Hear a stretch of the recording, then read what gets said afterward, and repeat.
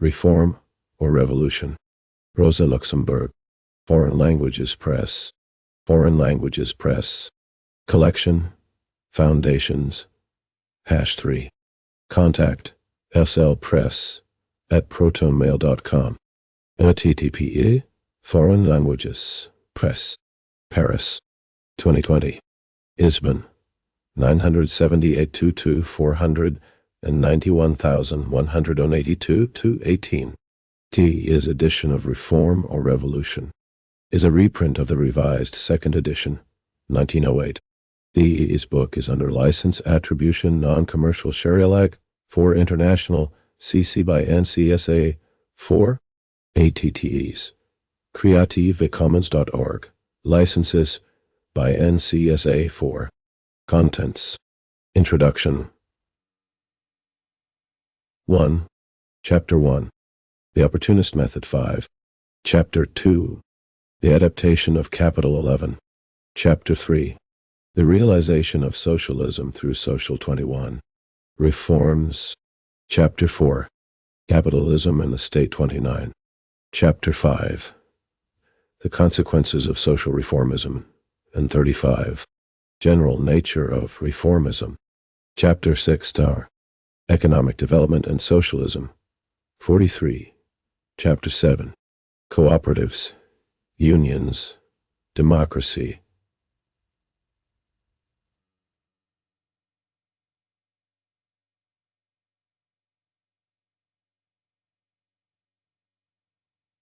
Chapter 8.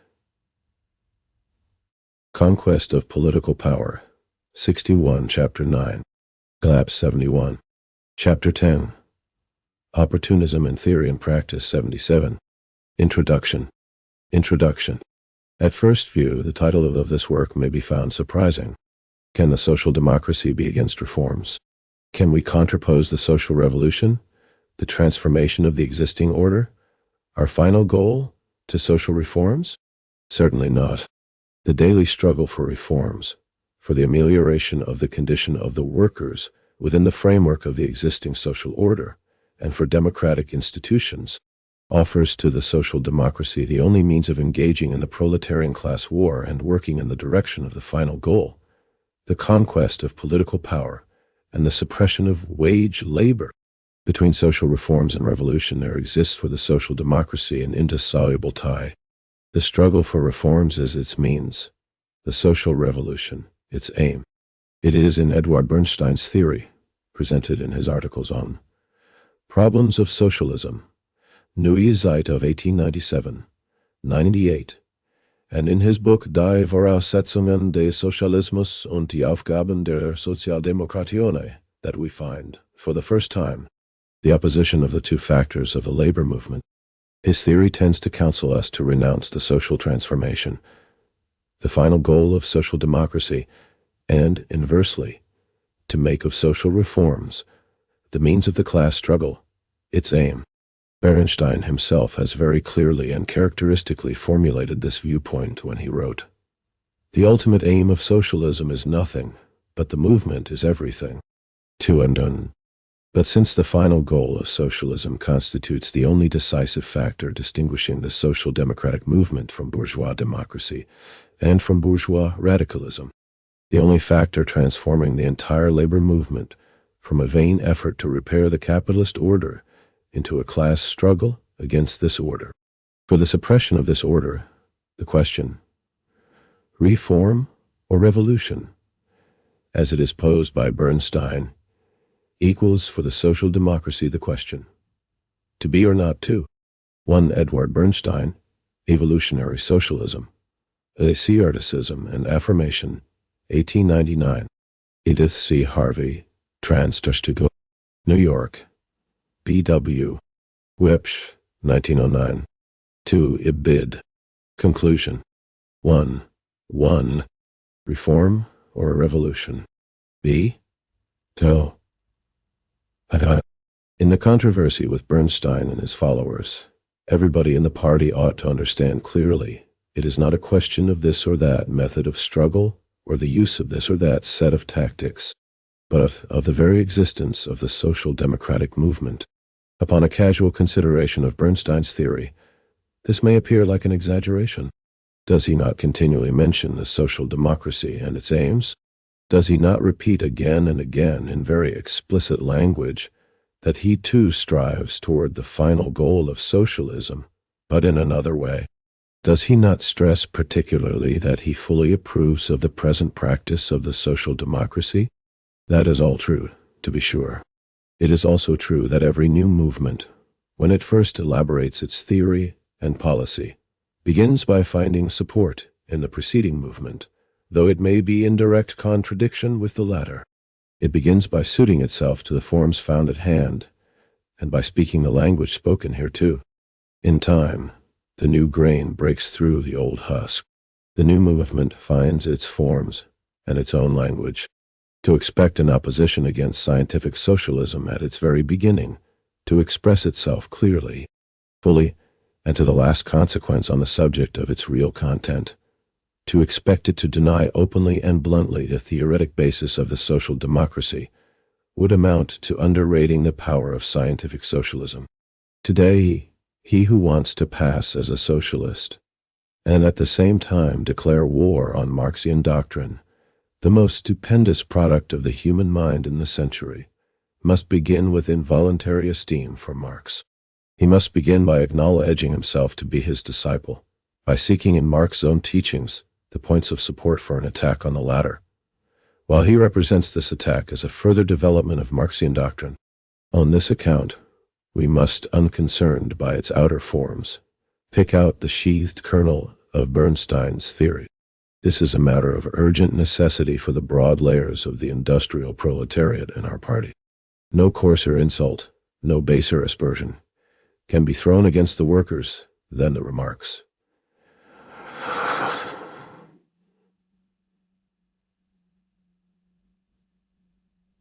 "Theocratic controversies are only for academicians." Some time ago Lassalle said, "Only when science and the mist." 2. Introduction. Workers. These opposite poles of society become one? Will they crush in their arms of steel all obstacles to culture? The entire strength of the modern labor movement rests on theoretic knowledge. But doubly important is this knowledge for the workers in the present case, because it is precisely they and their influence in the movement that are in the balance here. It is their skin that is being brought to market. The opportunist theory in the party, the theory formulated by Bernstein, is nothing else than an unconscious attempt to assure predominance to the petty bourgeois elements that have entered our party, to change the policy and aims of our party in their direction. The question of reform or revolution, of the final goal in the movement, is basically, in another form, but the question of the petty bourgeois or proletarian character of the labor movement. It is, therefore, in the interest of the proletarian mass of the party to become acquainted, actively and in detail, with the present theoretic knowledge remains the privilege of a handful of academicians in the party. The latter will face the danger of going astray. Only when the great mass of workers take the keen and dependable weapons of scientific socialism in their own hands, will all of the petty bourgeois inclinations, all the opportunistic currents, come to naught. The movement will then find itself on sure and firm ground. Quantity will do it. 3. 1. The opportunist method. Chapter 1. The opportunist method. If it is true that theories are only the images of the phenomena of the exterior world in the human consciousness, it must be added, concerning Eduard Bernstein's system, that theories are sometimes inverted images.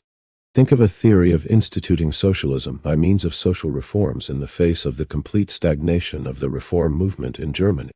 Think of a theory of trade union control. Consider the theory of winning a majority in Parliament after the revision of the Constitution of Saxony and in view of the most recent attempts against universal suffrage.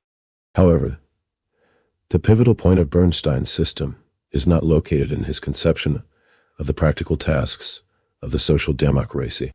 It is found in his stand on the course of the objective development of capitalist society, which in turn is closely bound to his conception of the practical tasks of the social democracy. According to Bernstein, a general decline of capitalism seems to be increasingly improbable Because on the one hand, capitalism shows a greater capacity of adaptation, and, on the other hand, capitalist production becomes more and more varied. The capacity of capitalism to adapt itself, says Bernstein, is manifested first in the disappearance of general crises, resulting from the development of the credit system, employers' organization, wider means of communication and informational services. It shows itself secondly in the tenacity of the middle classes, which hails from the growing differentiation of the branches of production and the elevation of vast layers of the proletariat to the level of the middle class. It is furthermore proved, argues Bernstein, by the amelioration of the economic and political situation of the proletariat as a result of its trade union activity. From this theoretic stand is derived the following general conclusion about the practical work of the social democracy. The latter must not direct its daily activity toward the conquest of political power. 5. Reform or revolution? Toward the betterment of the condition of the working class within the existing order. It must not expect to institute socialism as a result of a political and social crisis, but should build socialism by means of the progressive extension of social control and the gradual application of the principle of cooperation. Bernstein himself sees nothing new in his theories. On the contrary, he believes them to be in agreement with certain declarations of Marx and Engels. Nevertheless, it seems to us that it is difficult to deny that they are in formal contradiction with the conceptions of scientific socialism. If Bernstein's revisionism merely consisted in affirming that the march of capitalist development is slower than was thought before, he would merely be presenting an argument for adjourning the conquest of power by the proletariat, on which everybody agreed up to now. Its only consequence would be a slowing up of the pace of the struggle. But that is not the case. What Bernstein questions is not the rapidity of the development of capitalist society, but the march of the development itself, and consequently, the very possibility of a change to socialism. Socialist theory up to now declared that the point of departure for a transformation to socialism would be a general and catastrophic crisis.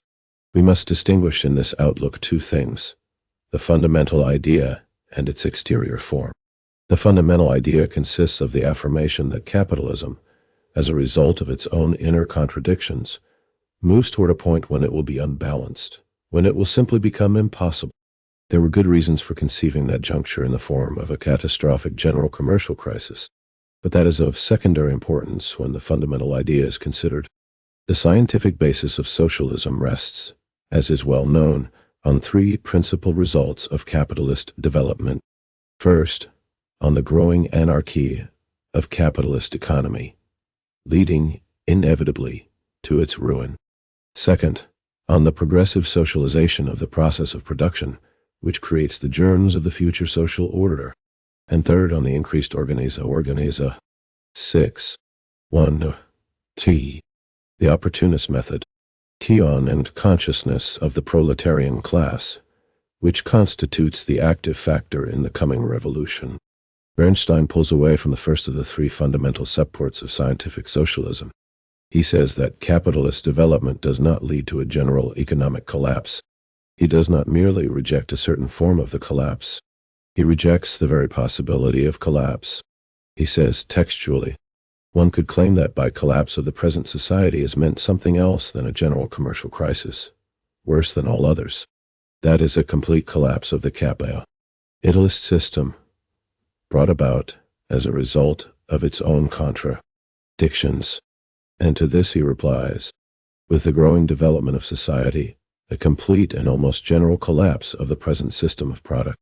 Tion becomes more and more improbable, because capital A, its development increases, on the one hand, the capacity of adaptation, and, on the other, that is at the same time, the differentiation of industry. But then the question arises, why and how, in that case, can we attain the final goal? According to scientific socialism, the historic necessity of the socialist revolution manifests itself above all in the growing anarchy of capitalism, which drives the system into an impasse. But if one admits with Bernstein that capitalist development does not move in the direction of its own ruin, then socialism ceases to be objectively necessary. There remain the other two mainstays of the scientific explanation of socialism, which are also said to be consequences of capitalism itself: the socialization of the process of production and the growing consciousness of the proletariat. It is these two matters that Bernstein has in mind when he says, "The suppression of the theory of collapse does not in any way deprive socialist doctrine of the power of persuasion." 3. Problems of Socialism, New Zeit, 1897-98. Voldoltai, 18, p. 555. 7. Reform or Revolution. 4. Examined closely, what are all factors enumerated by us that make for the suppression or the modification of the former crises? Nothing else, in fact, than the conditions, or even in party the germs, of the socialization of production and exchange.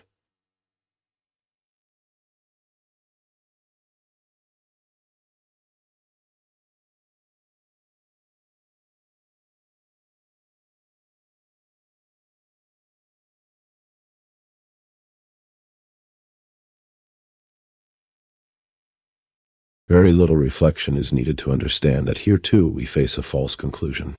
Where lies the importance of all the phenomena that are said by Bernstein to be the means of capitalist adaptation: cartels, the credit system, the development of means of communication, the amelioration of the situation of the working class, etc. Obviously, in that they suppress or at least attenuate the internal contradictions of capitalist economy and stop the development or the aggravation of these contradictions. Thus, the suppression of crises can only mean the suppression of the antagonism between production and exchange on the capitalist base. The amelioration of the situation of the working class, or the penetration of certain fractions of the class into middle layers, can only mean the attenuation of the antagonism between capital and labor. But if the mentioned factors suppress the capitalist contradictions and consequently save the system from ruin, if they enable capitalism to maintain itself, and that is why Bernstein calls them means of adaptation, how can cartels, the credit system, trade unions, etc., be at the same time the conditions and even, in part, the germs of socialism? Obviously only in the sense that they express most clearly the social character of production. But by presenting it in its capitalist form, the same factors render superfluous, inversely, in the same measure, the transformation of this socialized production into socialist production. That is why they can be the germs or conditions of a socialist order only in a theoretic sense and not in an historic sense. They are phenomena which, in the light of our conception of socialism, we know to be related to socialism, but which, in fact, not only do not lead to a socialist revolution, but render it, on the contrary, superfluous. 4. Ibid. p.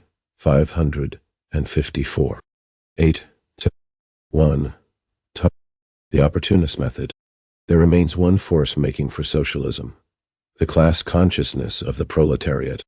But it, too, is in the given case not the simple intellectual reflection of the growing contradictions of capitalism and its approaching decline. It is now no more than an ideal whose force of persuasion rests only on the perfection attributed to it. We have here, in brief, the explanation of the socialist program by means of pure reason. We have here, to use simpler language, an idealist explanation of socialism, the objective necessity of socialism, the explanation of socialism as the result of the material development of society falls to the ground. Revisionist theory thus places itself in a dilemma. Either the socialist transformation is, as was admitted up to now, the consequence of the internal contradictions of capitalism, and with the growth of capitalism will develop its inner contradictions, resulting inevitably, at some point, in its collapse, In that case, the means of adaptation are ineffective, and the theory of collapse is correct. Or the means of adaptation will really stop the collapse of the capitalist system, and thereby enable capitalism to maintain itself by suppressing its own contradictions. In that case, socialism ceases to be an historic necessity. It then becomes anything you want to call it, but it is no longer the result of the material development of society. The dilemma leads to another. Either revisionism is correct in its position on the course of capitalist development, and therefore the socialist transformation of society is only a utopia, or socialism is not a utopia, and the theory of means of adaptation is false. There is the question in a nutshell. 9. 2. The adaptation of capital. Chapter 2. Torrent. The adaptation of capital. According to Bernstein, the credit system, the perfected means of communication, and the new capitalist combines are the important factors that forward the adaptation of capitalist economy. Credit has diverse applications in capitalism. Its two most important functions are to extend production and to facilitate exchange.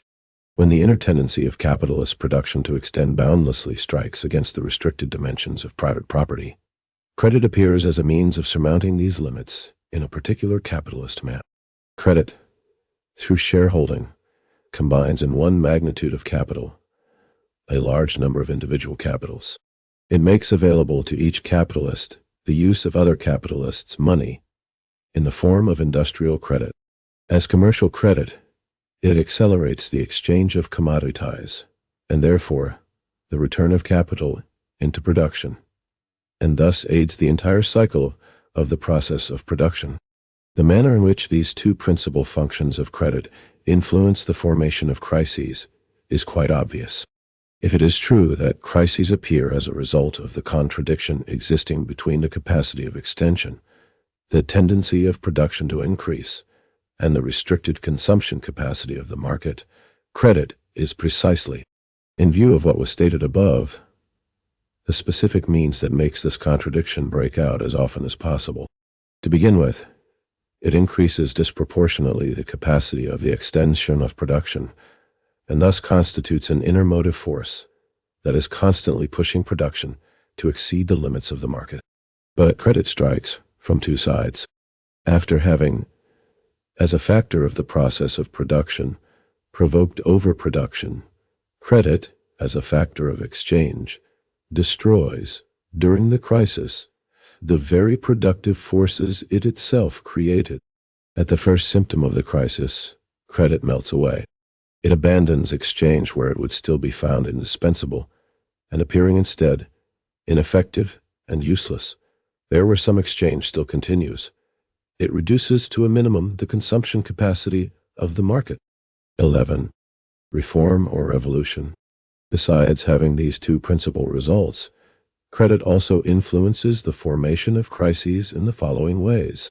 It constitutes the technical means of making available to an entrepreneur the capital of other owners. It stimulates at the same time the bold and unscrupulous utilization of the property of others. That is, it leads to speculation. Credit not only aggravates the crisis in its capacity as a dissembled means of exchange, it also helps to bring and extend the crisis by transforming all exchange into an extremely complex and artificial mechanism that, having a minimum of metallic money as a real base, is easily disarranged at the slightest occasion. We see that credit, instead of being an instrument for the suppression or the attenuation of crises, is on the contrary a particularly mighty instrument for the formation of crises. It cannot be anything else. Credit eliminates the remaining rigidity of capitalist relationships. It introduces everywhere the greatest elasticity possible. It renders all capitalist forces extensible, relative, and mutually sensitive to the highest degree. Doing this, it facilitates and aggravates crises, which are nothing more or less than the periodic collisions of the contradictory forces of capitalist economy. That leads us to another question. Why does credit generally have the appearance of a means of adaptation of capitalism? No matter what the relation or form in which this adaptation is represented by certain people, it can obviously consist only of the power to suppress one of the several antagonistic relations of capitalist economy, that is, of the power to suppress or weaken one of these contradictions, and allow liberty of movement, at one point or another, to the other, fettered productive forces. In fact, it is precisely credit that aggravates these contradictions to the highest degree. It aggravates the antagonism between the mode of production and the mode of exchange by stretching production to the limit and at the same time paralyzing exchange at the smallest pretext. It aggravates the antagonism between the mode of production and the mode of appropriation by separating production from ownership. That is, by transforming the capital employed in production into social capital and at the same time transforming a part. 12. 2. The adaptation of capital, of the profit in the form of interest on capital, into a simple title of ownership. It aggravates the antagonism existing between the property relations, ownership, and the relations of production by putting into a small number of hands immense productive forces and expropriating large numbers of small capitalists. Lastly, it aggravates the antagonism existing between social character of production and private capitalist ownership by rendering necessary the intervention of the state in production. In short, credit reproduces all the fundamental antagonisms of the capitalist world. It accentuates them. It precipitates their development, and thus pushes the capitalist world forward to its own destruction. The prime act of capitalist adaptation, as far as credit is concerned, should really consist in breaking and suppressing credit. In fact, credit is far from being a means of capitalist adaptation. It is, on the contrary, a means of destruction of the most extreme revolutionary significance. Has not this revolutionary character of credit actually inspired plans of socialist reform? As such, it has had some distinguished proponents, some of whom, Isaac Pereire in France, were, as Marx put it, half prophets, half rogues. 5. Just as fragile is the second means of adaptation. Employers' organizations. According to Bernstein, such organizations will put an end to anarchy of production and do away with crises through their regulation of production. The multiple repercussions of the development of cartels and trusts have not been considered too carefully up to now, but they predict a problem that can only be solved with the aid of Marxist theory. One thing is certain. We could speak of a damming up of capitalist anarchy through the agency of capitalist combines only in the measure that cartels, trusts, etc. become even approximately the dominant form of production. But such a possibility is excluded by the very nature of cartels. The final economic aim and result of combines is the following. Through the suppression of competition in a given branch. 5. It is this dual character that gives the principal spokesman for credit, from a John Law through to Isaac Pereire, their nicely mixed character of swindler and prophet. Marx, Capital, Vol. Totorio. 3. Chap. Totol. 27. 13. Reform, or revolution. Production, the distribution of the massive profit realized on the market, is influenced in such a manner that there is an increase of the share going to this branch of industry. Such organization of the field can increase the rate of profit in one branch of industry at the expense of another. That is precisely why it cannot be generalized, for when it is extended to all important branches of industry, this tendency suppresses its own influence. Furthermore, within the limits of their practical application, the result of combines is the very opposite of suppression of industrial anarchy. Cartels ordinarily succeed in obtaining an increase of profit in the home market by producing at a lower rate of profit for the foreign market, thus utilizing the supplementary portions of capital, which they cannot utilize for domestic needs. That is to say, they sell abroad cheaper than at home. The result is the sharpening of competition abroad, the very opposite of what certain people want to find. That is well demonstrated by the history of the world sugar industry. Generally speaking, combines treated as a manifestation of the capitalist mode of production can only be considered a definite phase of capitalist development. Cartels are fundamentally nothing else than a means resorted to by the capitalist mode of production for the purpose of holding back the fatal fall of the rate of profit in certain branches of production. What method do cartels employ for this end? That of keeping inactive a part of the accumulated capital. That is, they use the same method which in another form is employed in crises. The remedy and the illness resemble each other, like two drops of water.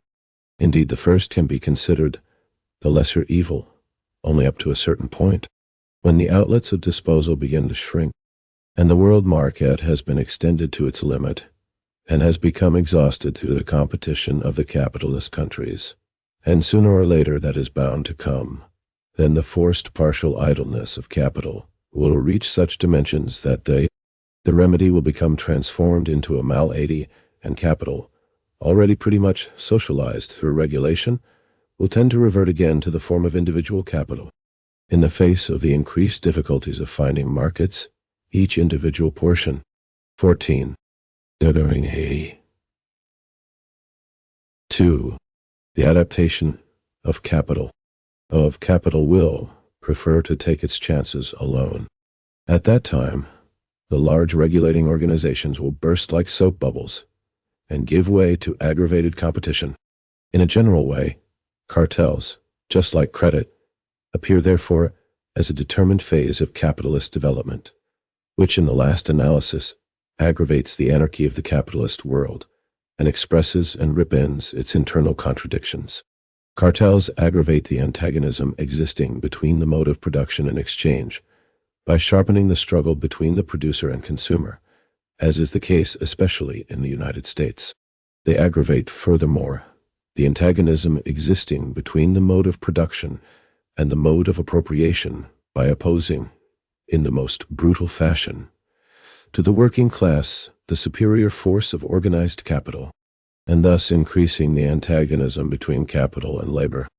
Finally, capitalist combinations aggravate the contradiction existing between the international character of capitalist world economy and the national character of the state, insofar as they are always accompanied by a general tariff war, which sharpens the differences among the capitalist states. We must add to this the decidedly revolutionary influence exercised by cartels on the concentration of production, technical progress, etc. In other words, when evaluated from the angle of their final effect on capitalist economy, cartels and trusts fail as means of adaptation. They fail to attenuate the contradictions of capitalism. On the contrary, they appear to be an instrument of greater anarchy. They encourage the further development of the internal contradictions of capitalism. They accelerate the coming of a general decline of capitalism. But if the credit system, cartels, and the rest do not suppress the anarchy of capitalism, why have we not had a major commercial crisis for 2 decades, since 1873? Is this not a sign that, contrary to Marx's analysis, the capitalist mode of production has adapted itself, at least in a general way, to the needs of society? Hardly had Bernstein rejected, in 1898, Marx's theory of crises, when a profound general crisis broke out in 1900, while 7 years later, a new crisis beginning in the United 15. Reform, or revolution, states hit the world market. Facts proved the theory of adaptation to be false. They showed at the same time that the people who abandoned Marx's theory of crisis, only because no crisis occurred within a certain space of time, merely confused the essence of this theory with one of its secondary exterior aspects. The 10-year cycle. The description of the cycle of modern capitalist industry as a 10-year period was to Marx and Engels in 1860 and 1870 only a simple statement of facts. It was not based on a natural law but on a series of given historic circumstances that were connected with the rapidly spreading activity of young capitalism. The crisis of 1825 was in effect the result of extensive investment of capital in the construction of roads, canals, gas works, which took place during the preceding decade, particularly in England, where the crisis broke out. The following crisis of 1836 to 1839 was similarly the result of heavy investments in the construction of means of transportation. The crisis of 1847 was provoked by the feverish building of railroads in England. From 1844 to 1847, in 3 years, the British Parliament gave railway concessions to the value of $15 billion. In each of the three mentioned cases, a crisis came after new bases for capitalist development were established. In 1857, the same result was brought by the abrupt opening of new markets for European industry in America and Australia, after the discovery of the gold mines and the extensive construction of railway lines, especially in France, where the example of England was then closely imitated. From 1852 to 1856, new railway lines to the value of 1250 million francs were built in France alone. And finally, we have the Great Crisis of 1873, a direct consequence of the firm boom of large industry in Germany and Austria, which followed the political events of 1866 and 1871. So that, up to now, the sudden extension of the domain of capitalist economy, and not its shrinking, was each time the cause of the commercial crisis. That the international crisis repeated themselves precisely every 10 years was a purely exterior fact, a matter of chance. The Marxist formula for crises, as presented by Engels and Anti-Düring and by Marx in the first and third volumes of Capital, applies to all crises. 16. 2. The adaptation of capital, only in the measure that it uncovers their international mechanism and their general basic causes. Crises may repeat themselves every 5 or 10 years, or even every 8 or 20 years. But what proves best the falseness of Bernstein's theory is that it is in the countries having the greatest development of the famous means of adaptation, credit, perfected communications, and trusts, that the last crisis, 1907 to 1908, was most violent. The belief that capitalist production could adapt itself to exchange presupposes one of two things. Either the world market can spread unlimitedly, or on the contrary, the development of the productive forces is so fettered that it cannot pass beyond the bounds of the market. The first hypothesis constitutes a material impossibility.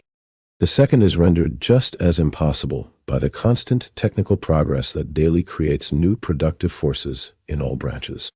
There remains still another phenomenon which, says Bernstein, contradicts the course of capitalist development, as it is indicated above. In the steadfast phalanx of middle-sized enterprises, Bernstein sees a sign that the development of large industry does not move in a revolutionary direction, and is not as effective from the angle of the concentration of industry as was expected by the theory of collapse. He is here, however, the victim of his own lack of understanding. For to see the progressive disappearance of large industry is to misunderstand sadly the nature of this process. According to Marxist theory, small capitalists play in the general course of capitalist development the role of pioneers of technical change. They possess that role in a double sense. They initiate new methods of production in well-established branches of industry. They are instrumental in the creation of new branches of production not yet exploited by the big capitalist. It is false to imagine that the history of the middle-sized capitalist establishments proceeds rectilinearly in the direction of their progressive disappearance. The course of this development is, on the contrary, purely dialectical and moves constantly among contradictions. The middle capitalist layers find themselves, just like the workers, under the influence of two antagonistic tendencies, one ascendant, 17, reform or revolution, dant, the other descendant. In this case, the descendant tendency is the continued rise of the scale of production, which overflows periodically the dimensions of the average size parcels of capital, and removes them repeatedly from the terrain of world competition. The ascendant tendency is, first, the periodic depreciation of the existing capital, which lowers again, for a certain time, the scale of production in proportion to the value of the necessary minimum amount of capital. It is represented, besides, by the penetration of capitalist production into new spheres.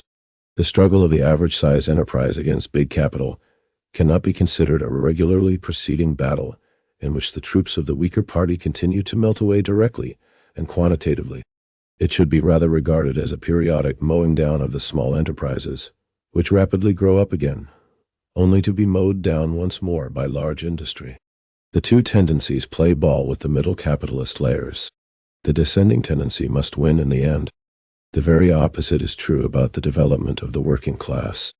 The victory of the descending tendency must not necessarily show itself in an absolute numerical diminution of the middle-size enterprises. It must show itself, first, in the progressive increase of the minimum amount of capital necessary for the functioning of the enterprises in the old branches of production. Second, in the constant diminution of the interval of time during which the small capitalists conserve the opportunity to exploit the new branches of production. The result, as far as the small capitalist is concerned, is a progressively shorter duration of his stay in the new industry, and a progressively more rapid change in the methods of production as a field for investment. For the average capitalist strata, taken as a whole, there is a process of more and more rapid social assimilation and dissimilation. Bernstein knows this perfectly well. He himself comments on this. But what he seems to forget is that this very thing is the law of the movement of the average capitalist enterprise. If one admits that small capitalists are pioneers of technical progress, and if it true that the latter is the vital pulse of the capitalist economy, then it is manifest that small 18.2.2. The adaptation of capital.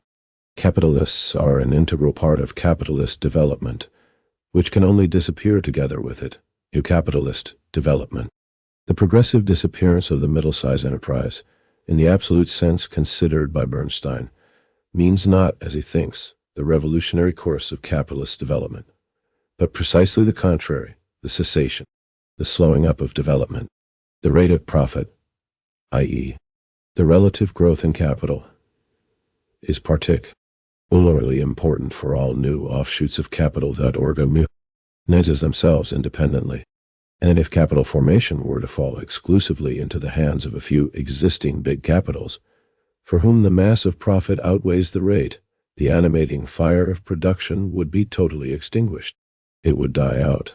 6 Marx, Capital, Voltoriote, Trepero Tarot, 15, 19, 3. Realization of socialism through reforms. Chapter 3. The realization of socialism through social reforms. Bernstein rejects the theory of collapse as an historic road towards socialism. Now, what is the way to a socialist society that is proposed by his theory of adaptation to capitalism? Bernstein answers this question only by allusion. Conrad Schmidt, however, attempts to deal with this detail in the manner of Bernstein.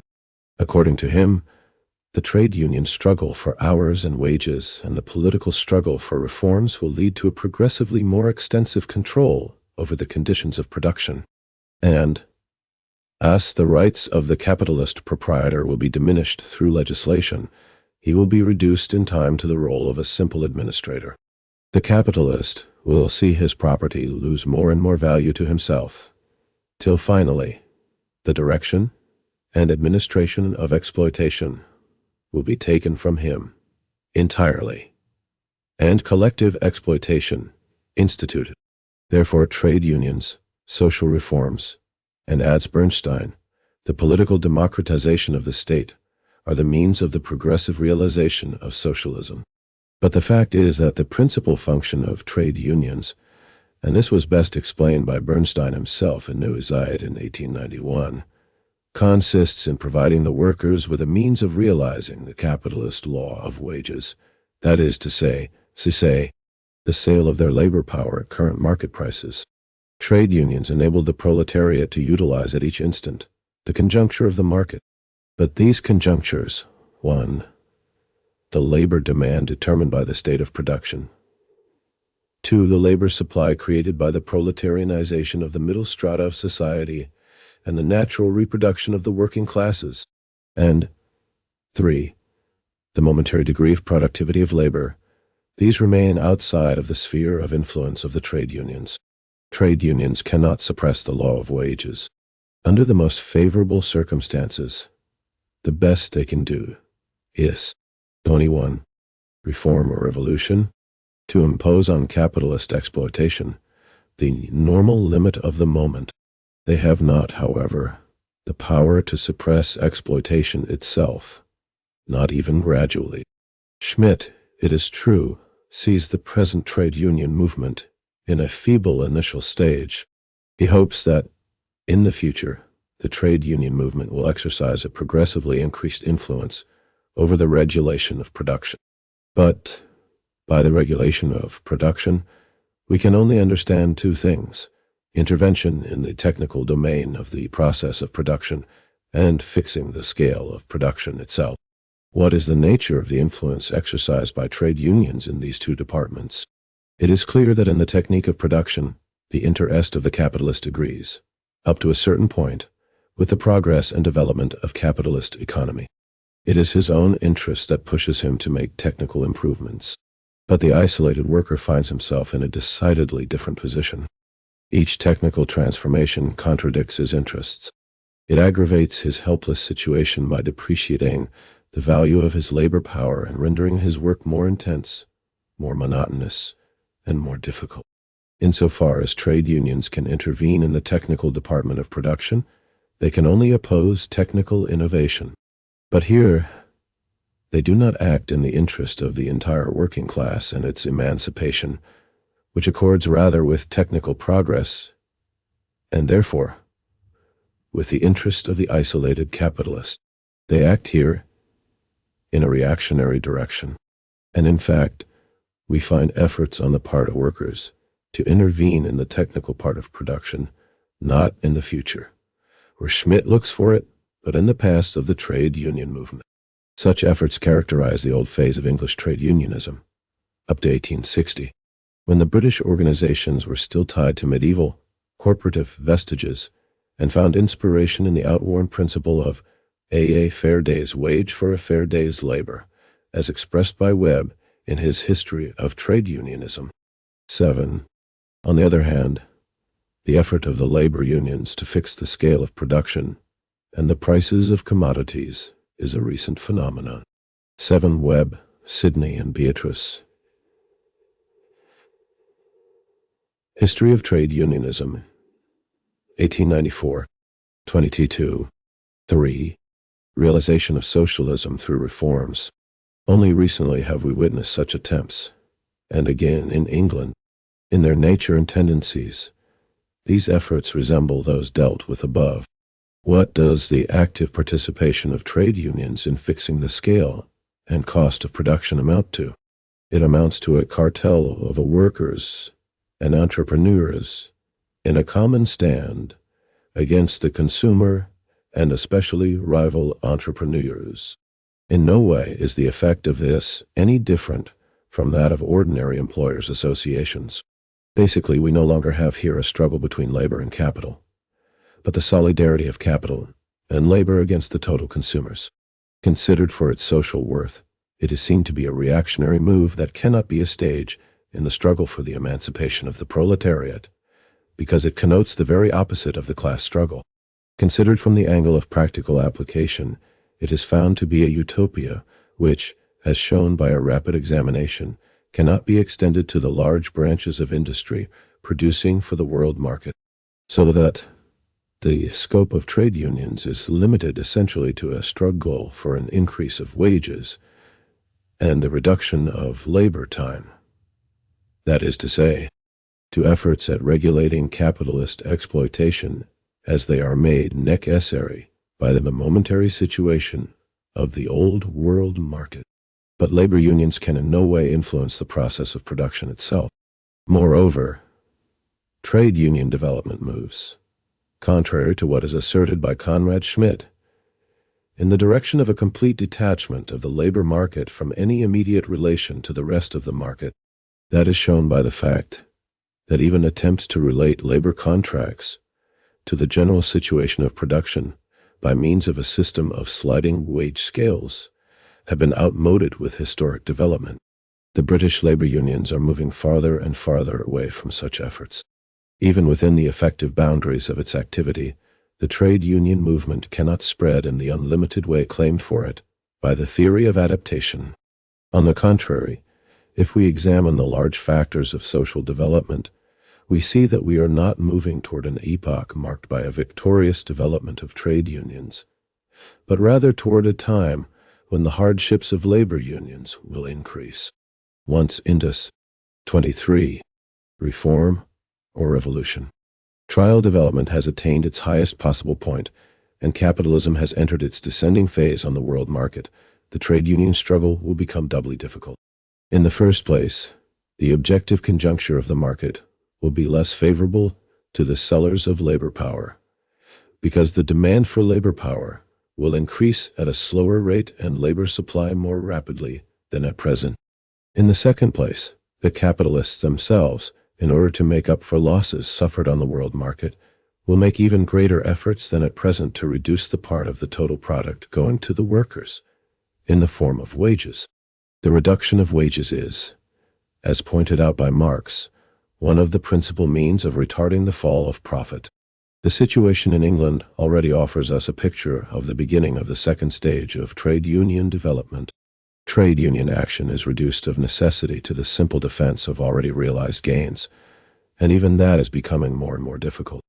Such is the general trend of things in our society. The counterpart of this tendency should be the development of the political side of the class struggle. Conrad Schmidt commits the same error of historic perspective when he deals with social reform. He expects that social reforms like trade union organizations will dictate to the capitalists the only conditions under which they will be able to employ labor power. Seeing reform in this light, Bernstein calls labor legislation a piece of social control, and as such, a piece of socialism. Similarly, Conrad Schmidt always uses the term social control.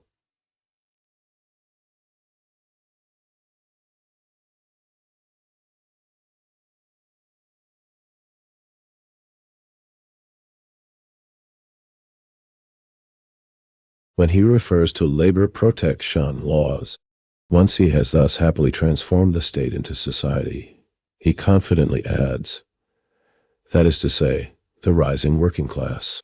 As a result of this trick of substitution, the innocent labor laws enacted by the German Federal Council are transformed into transitory, socialist measures supposedly enacted by the German proletariat. The mystification is obvious. We know that the present state is not society representing the rising working class. It is itself the representative of capitalist society. It is a class state. Therefore, its reform measures are not an application of social control, that is, the control of society working freely in its own labor process. They are forms of form. 24. 3. Realization of socialism through reforms. Control applied by the class organization of capital to the production of capital. The so-called social reforms are enacted in the interests of capital. Yes, Bernstein and Conrad Schmidt see at present only feeble beginnings of this control. They hope to see a long succession of reforms in the future, all favoring the working class. But here they commit a mistake similar to their belief in the unlimited development of the trade union movement, a basic condition for the theory of the gradual realization of socialism. Through social reforms is a certain objective development of capitalist property and of the state. Conrad Schmidt says that the capitalist proprietor tends to lose his special rights with historic development and is reduced to the role of a simple administrator. He thinks that the expropriation of the means of production cannot possibly be effected as a single historic act. He therefore resorts to the theory of expropriation by stages. With this in mind, he divides the right to property into 1. The right of sovereignty, ownership, which he attributes to a thing called society and which he wants to extend, and 2. Its opposite, the simple right of use, held by the capitalist, but which is supposedly being reduced in the hands of the capitalists to the mere administration of their enterprises. This interpretation is either a simple play on words, and in that case the theory of gradual expropriation has no real basis, or it is a true picture of judicial development, in which case, as we shall see, the theory of gradual expropriation is entirely false. The division of the right of property into several component rights, an arrangement serving Conrad Schmidt as a shelter, wherein he may construct his theory of expropriation by stages, characterized feudal society, founded on natural economy. In feudalism,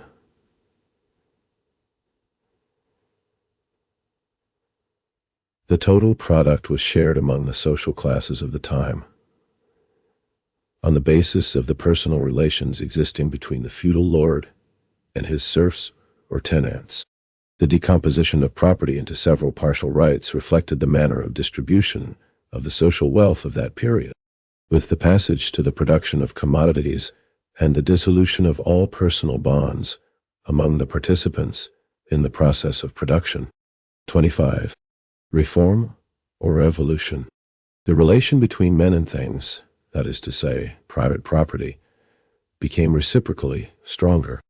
Since the division is no longer made on the basis of personal relations but through exchange, the different rights to a share in the social wealth are no longer measured as fragments of property rights having a common interest. They are measured according to the values brought by each on the market. The first change introduced into juridical relations with the advance of commodity production in the medieval city communes was the development of absolute private property. The latter appeared in the very midst of the feudal juridical relations. This development has progressed at a rapid pace in capitalist production. The more the process of production is socialized, the more the process of distribution, division of wealth, rests on exchange, and the more private property becomes inviolable and closed, the more capitalist property becomes transformed from the right to the product of one's own labor to the simple right to appropriate somebody else's labor. As long as the capitalist himself manages his own factory, distribution is still, up to a certain point, tied to his personal participation in the process of production. But as the personal management on the part of the capitalist becomes superfluous, which is the case in the shareholding societies today, the property of capital, so far as its right to share in the division of wealth, is concerned, becomes separated from any personal relation with production. It now appears in its purest form. The capitalist's right to property reaches its most complete development in capital, held in the shape of shares and industrial credit. So that Conrad Schmidt's historic schema, tracing the transformation of the capitalist from a proprietor to a simple administrator, belies the real historic development. In historic reality, on the contrary, the capitalist tends to change from a proprietor and administrator to a simple proprietor. What happens here to Conrad Schmidt happened to Goethe. What I possess, I see far distant lying, and what I lost grows real and undying. 8. Goethe. Dedication.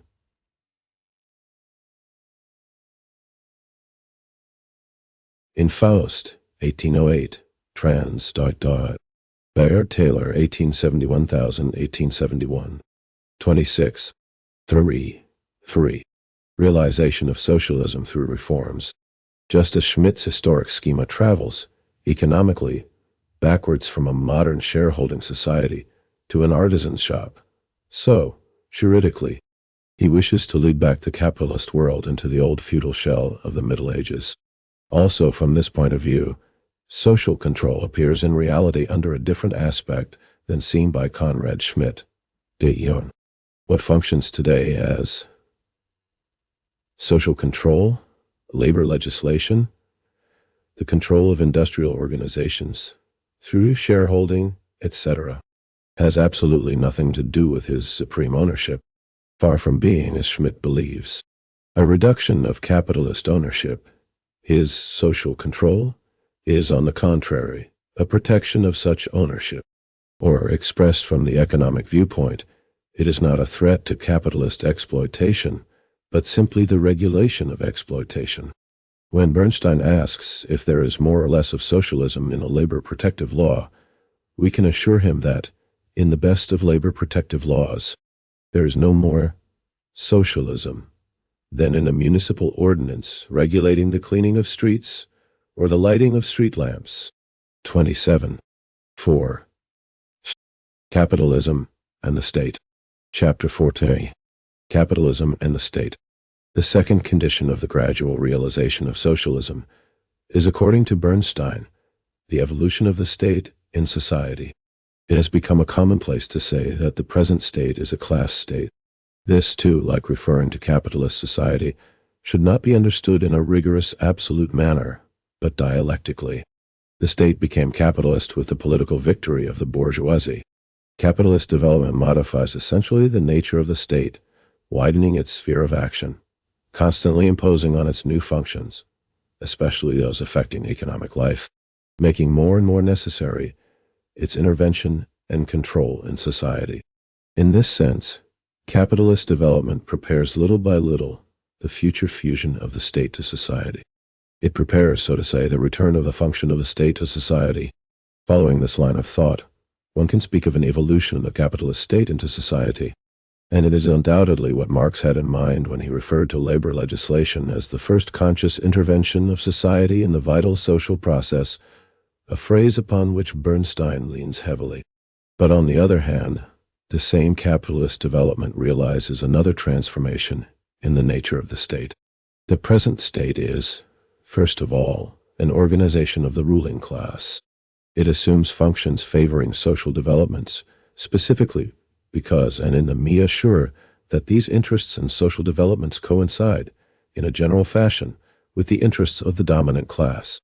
Labor legislation is enacted as much in the immediate interest of the capitalist class as in the interest of society in general. But this harmony endures only up to a certain point of capitalist development. When capitalist development has reached a certain level, the interests of the bourgeoisie as a class and the needs of economic progress begin to clash even in the capitalist sense. We believe that this phase has already begun. It shows itself in two extremely important phenomena of contemporary social life. 1. 29. Reform or revolution. The one hand, the policy of tariff barriers, and, on the other, militarism. These two phenomena have played an indispensable, and in that sense, a progressive and revolutionary role in the history of capitalism. Without tariff protection, the development of large industry would have been impossible in several countries. But now the situation is different. At present, protection does not serve so much to develop young industry as to maintain artificially certain, aged forms of production. From the angle of capitalist development, that is, from the point of view of world economy, it matters little whether Germany exports more merchandise into England or England exports more merchandise into Germany. From the viewpoint of this development, it may be said that the blackamoor has done his work, and it is time for him to go his way. Given the condition of reciprocal dependence in which the various branches of industry find themselves, a protectionist tariff on any commodity necessarily results in raising the cost of production of other commodities inside the country. It therefore impedes industrial development. But this is not so from the viewpoint of the interests of the capitalist class. While industry does not need tariff barriers for its development, the entrepreneurs need tariffs to protect their markets. This signifies that at present tariffs no longer serve as a means of protecting a developing capitalist section against a more advanced section. They are now the arm used by one national group of capitalists against another group. Furthermore, tariffs are no longer necessary as an instrument of protection for industry in its movement to create and conquer the home market. They are now indispensable means for the cartelization of industry. That is, means used in the struggle of capitalist producers against consuming society in the aggregate. What brings out in an emphatic manner The specific character of contemporary customs policies is the fact that today not industry, but agriculture plays the predominant role in the making of tariffs. The policy of customs protection has become a tool for converting and expressing the feudal interests in capitalist form. The same change has taken place in militarism. If we consider his story as it was, not as it could have been or should have been, we must 30. For a war, capitalism and the state agree that war has been an indispensable feature of capitalist development. The United States, Germany, Italy, the Balkan states, Poland, all owe the condition or the rise of their capitalist development to wars, whether resulting in victory or defeat. As long as there were countries marked by internal political division or economic isolation, which had to be destroyed, militarism played a revolutionary role, considered from the viewpoint of capitalism. But at present, the situation is different. If world politics have become the stage of menacing conflicts, it is not so much a question of the opening of new countries to capitalism. It is a question of already existing European antagonisms, which, transported into other lands, have exploded there. The armed opponents we see today in Europe and on other continents do not range themselves as capitalist countries on one side and backward countries on the other. They are states pushed to war especially as a result of their similarly advanced capitalist development. In view of this, an explosion is certain to be fatal to this development, in the sense that it must provoke an extremely profound disturbance and transformation of economic life in all countries. However, the matter appears entirely different when considered from the standpoint of the capitalist class. For the latter, militarism has become indispensable. First, as a means of struggle for the defense of national interests in competition against other national groups. Second, as a method of placement for financial and industrial capital. Third, as an instrument of class domination over the laboring population inside the country. In themselves, these interests have nothing in common with the development of the capitalist mode of production. What demonstrates best the specific character of present-day militarism is the fact that it develops generally in all countries as an effect, so to speak, of its own internal mechanical motive power, a phenomenon that was completely unknown several decades ago. We recognize this in the fatal character of the impending explosion, which is inevitable, in spite of the complete impending explosion, which is inevitable, in spite of the complete indecisiveness of the objectives and motives of the Condis. 31. Reform. Our revolution? Flicked. Toy. From a motor of capitalist development, militarism has changed into a capitalist malady. In the clash between capitalist development and the interest of the dominant class, the state takes a position alongside of the latter. Its policy, like that of the bourgeoisie, comes into conflict with social development. It thus loses more and more of its character as a representative of the whole of society, and is transformed, at the same rate, into a pure class state. Or, to speak more exactly, these two qualities distinguish themselves more from each other and find themselves in a contradictory relation in the very nature of the state. This contradiction becomes progressively sharper. For on one hand, we have the growth of the functions of a general interest on the part of the state, its intervention in social life, its control over society. But on the other hand, its class character obliges the state to move the pivot of its activity and its means of coercion more and more into domains which are useful only to the class character of the bourgeoisie and have for society as a whole only a negative importance, as in the case of militarism and tariff and colonial policies. Moreover, the social control exercised by this state is at the same time penetrated with and dominated by its class character. See how labor legislation is applied in all countries. The extension of democracy, which Bernstein sees as a means of realizing socialism by degrees, does not contradict, but on the contrary, corresponds perfectly to the transformation realized in the nature of the state. Conrad Schmidt declares that the conquest of a social democratic majority in parliament leads directly to the gradual socialization of society. Now, the democratic forms of political life are without a question a phenomenon expressing clearly the evolution of the state and society. They constitute, to that extent, a move toward a socialist transformation. But the conflict within the capitalist state, described above, manifests itself even more emphatically in modern parliamentarism. Indeed, in accordance with its form, parliamentarism serves to express within the organization of the state the interests of the whole society. But what parliamentarism expresses here is capitalist society. 32. 4. But capitalism and the state, that is to say, a society in which capitalist interests predominate. In this society, the representative institutions, democratic in form, are in content the instruments of the interests of the ruling class. This manifests itself in a tangible fashion in the fact that as soon as democracy shows the tendency to negate its class character and become transformed into an instrument of the real interests of the population, the democratic forms are sacrificed by the bourgeoisie and by its state representatives.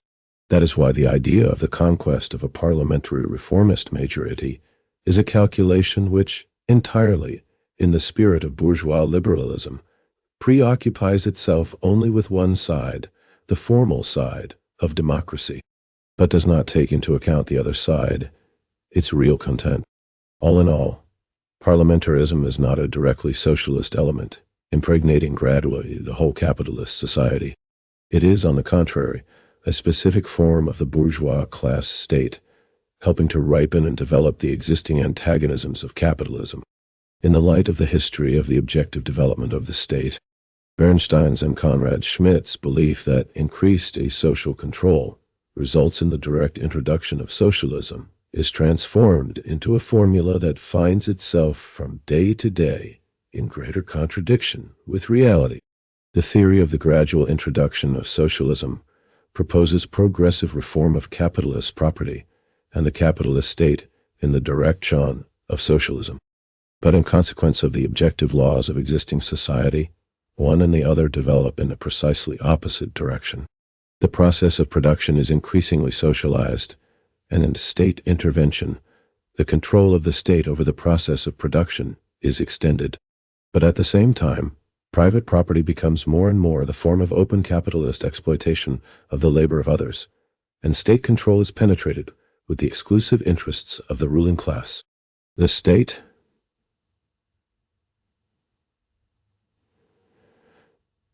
that is to say, the political organization of capitalism and the property relations, that is to say, the juridical organization of capitalism, become more capitalist and not more socialist, opposing to the theory of the progressive introduction of socialism two insurmountable difficulties. 33. Reform or revolution. Fourier's scheme of changing by means of a system of phalansteries the water of all the seas into tasty lemonade was surely a fantastic idea. But Bernstein, proposing to change the sea of capitalist bitterness into a sea of socialist sweetness by progressively pouring into it bottles of social reformist lemonade, presents an idea that is merely more insipid but no less fantastic. The production relations of capitalist society approach more and more the production relations of socialist society. But on the other hand, its political and juridical relations established between capitalist society and socialist society, a steadily rising wall. This wall is not overthrown, but is on the contrary strengthened and consolidated by the development of social reforms and the course of democracy. Only the hammer blow of revolution, that is today, the conquest of political power by the proletariat, can break down this wall. 34. 5. Consequences and nature of reformism. Chapter 5. The consequences of social reformism and general nature of reformism. In the first chapter, we aim to show that Bernstein's theory lifted the program of the socialist movement off its material base and tried to place it on an idealist base. How does this theory fare when translated into practice? Upon the first comparison, the party practice resulting from Bernstein's theory does not seem to differ from the practice followed by the social democracy up to now. Formally, the activity of the Social Democratic Party consisted of trade union work, of agitation for social reforms, and the democratization of existing political institutions. The difference is not in the what, but in the how. At present, the trade union struggle and parliamentary practice are considered to be the means of guiding and educating the proletariat in preparation for the task of taking over power. From the revisionist standpoint, this conquest of power is at the same time impossible or useless, and therefore trade union and parliamentary activity are to be carried on by the party only for their immediate results, that is, for the purpose of bettering the present situation of the workers, for the gradual reduction of capitalist exploitation, for the extension of social control, so that if we do not consider momentarily the immediate amelioration of the workers' condition, an objective common to our party program as well as to revisionism, the difference between the two outlooks is, in brief, the following.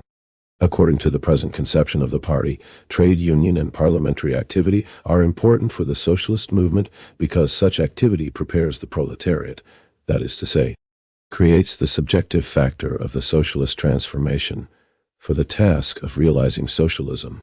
But, according to Bernstein, trade unions and parliamentary activity gradually reduce capitalist exploitation itself. 35.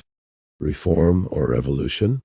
They remove from capitalist society its capitalist character. They realize objectively the desired social change. Examining the matter closely, we see that the two conceptions are diametrically opposed. Viewing the situation from the current standpoint of our party, we say that as a result of its trade union and parliamentary struggles, the proletariat becomes convinced of the impossibility of accomplishing a fundamental social change through such activity, and arrives at the understanding that the conquest of power is unavoidable. Bernstein's theory, however, begins by declaring that this conquest is impossible. It concludes by affirming that socialism can only be introduced as a result of the trade union struggle and parliamentary activity. For as seen by Bernstein, trade union and parliamentary action has a socialist character because it exercises a progressively socializing influence on capitalist economy. We tried to show that this influence is purely imaginary. The relations between capitalist property and the capitalist state develop in entirely opposite directions, so that the daily practical activity of the present social democracy loses, in the last analysis, all connection with work for socialism. From the viewpoint of a movement for socialism, the trade union struggle and our parliamentary practice are vastly important insofar as they make socialistic the awareness, the consciousness of the proletariat and help to organize it as a class. But once they are considered as instruments of the direct socialization of capitalist economy, they lose out not only their usual effectiveness, but also cease being means of preparing the working class for the conquest of power. Eduard Bernstein and Conrad Schmidt suffer from a complete misunderstanding when they console themselves with the belief that even though the program of the party is reduced to work for social reforms and ordinary trade union work, the final objective of the labor movement is not thereby discarded, for each forward step reaches beyond the given immediate aim, and the socialist goal is implied as a tendency in the supposed advance. That is certainly true about the present procedure of the German social democracy. It is true whenever a firm and conscious effort. 36. 5. Consequences and nature of reformism. For conquest of political power impregnates the trade union struggle and the work for social reforms. But if this effort is separated from the movement itself and social reforms are made an end in themselves, then such activity not only does not lead to the final goal of socialism, but moves in a precisely opposite direction.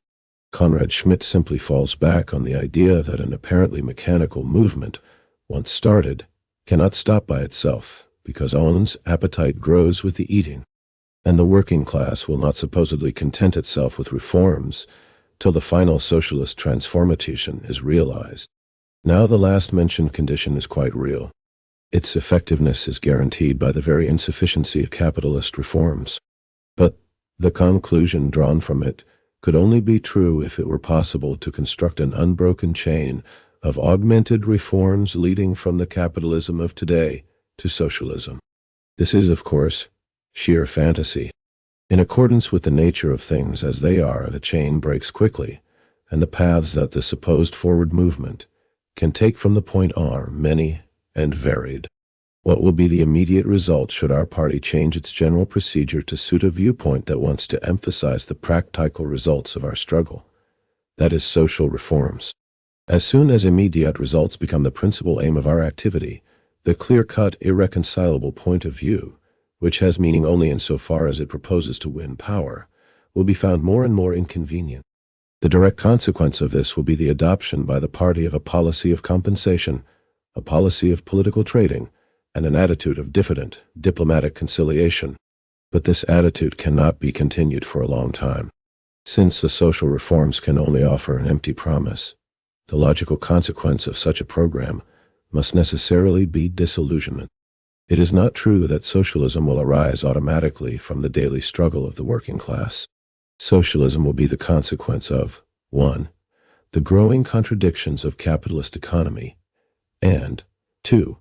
Of the comprehension by the working class of the unavoidability of the supreme unavoidability. 37. Reform or revolution. Sign of these contradictions through a social transformation. When, in a matter of revisionism, the first condition is denied and the second rejected, the labor movement finds itself reduced to a simple cooperative and reformist movement. We move here in a straight line toward the total abandonment of a class viewpoint. This consequence also becomes evident when we investigate the general character of revisionism. It is obvious that revisionism does not wish to concede that its standpoint is that of the capitalist apologist. It does not join the bourgeois economists in denying the existence of the contradictions of capitalism. But on the other hand, what precisely constitutes the fundamental point of revisionism and distinguishes it from the attitude taken by the social democracy up to now is that it does not base its theory on the belief that the contradictions of capitalism will be suppressed as a result of the logical inner development of the present economic system. We may say that the theory of revisionism occupies an intermediate place between two extremes. Revisionism does not expect to see the contradictions of capitalism mature. It does not propose to suppress these contradictions through a revolutionary transformation. It wants to lessen, to attenuate, the capitalist contradictions, so that the antagonism existing between production and exchange is to be mollified by the cessation of crises and the formation of capitalist combines. The antagonism between capital and labor is to be adjusted by bettering the situation of the workers and by the conservation of the middle classes.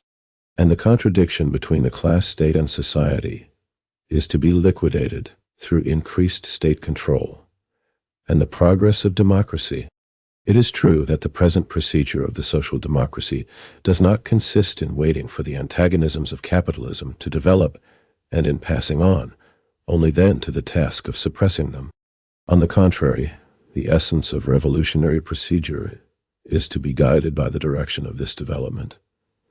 Once it is ascertained, and inferring from this direction what consequences are necessary for the political struggle. Thus the social democracy has combated tariff wars and militant. 38. 5. Consequences and nature of reformism. Rism without waiting for their reactionary character to become fully evident. Bernstein's procedure is not guided by a consideration of the development of capitalism, by the prospect of the aggravation of its contradictions. It is guided by the prospect of the attenuation of these contradictions.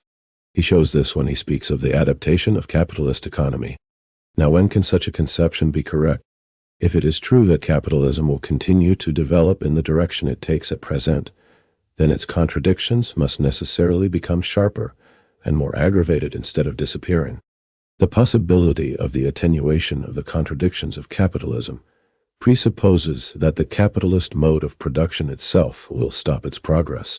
In short, the general condition of Bernstein's theory is the cessation of capitalist development. This way, however, his theory condemns itself in a twofold manner. In the first place, it manifests its utopian character in its stand on the establishment of socialism. For it is clear that a defective capitalist development cannot lead to a socialist transformation.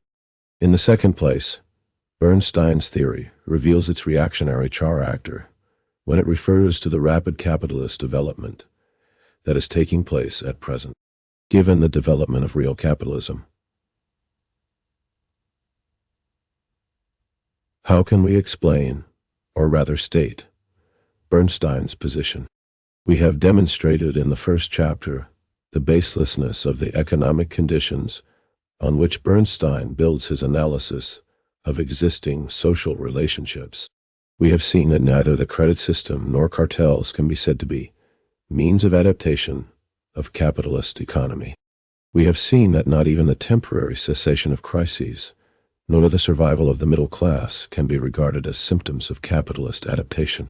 But even though we should fail to take into account the erroneous character of all these details of Bernstein's theory, we cannot help but be stopped short by one feature common to all of them. Bernstein's theory does not seize these manifestations of contemporary economic life as they appear in their organic relationship with the whole of capitalist development, with the complete economic mechanism of 39. Reform or revolution. Capitalism. His theory pulls these details out of their living economic context. It treats them as disjecta membra, separate parts, of a lifeless machine. Consider, for example, his conception of the adaptive effect of credit. If we recognize credit as a higher natural stage of the process of exchange, and therefore of the contradictions inherent in capitalist exchange, we cannot at the same time see it as a mechanical means of adaptation existing outside of the process of exchange. It would be just as impossible to consider money, merchandise, and capital as means of adaptation of capitalism.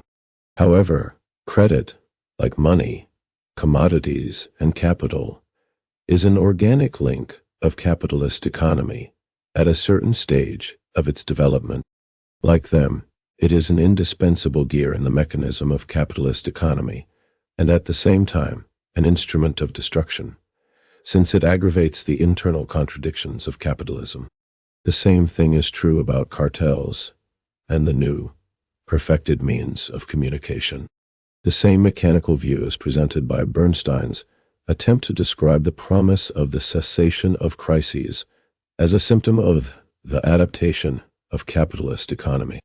For him, crises are simply derangements of the economic mechanism. With their cessation, he thinks the mechanism could function well. But the fact is that crises are not derangements in the usual sense of the word.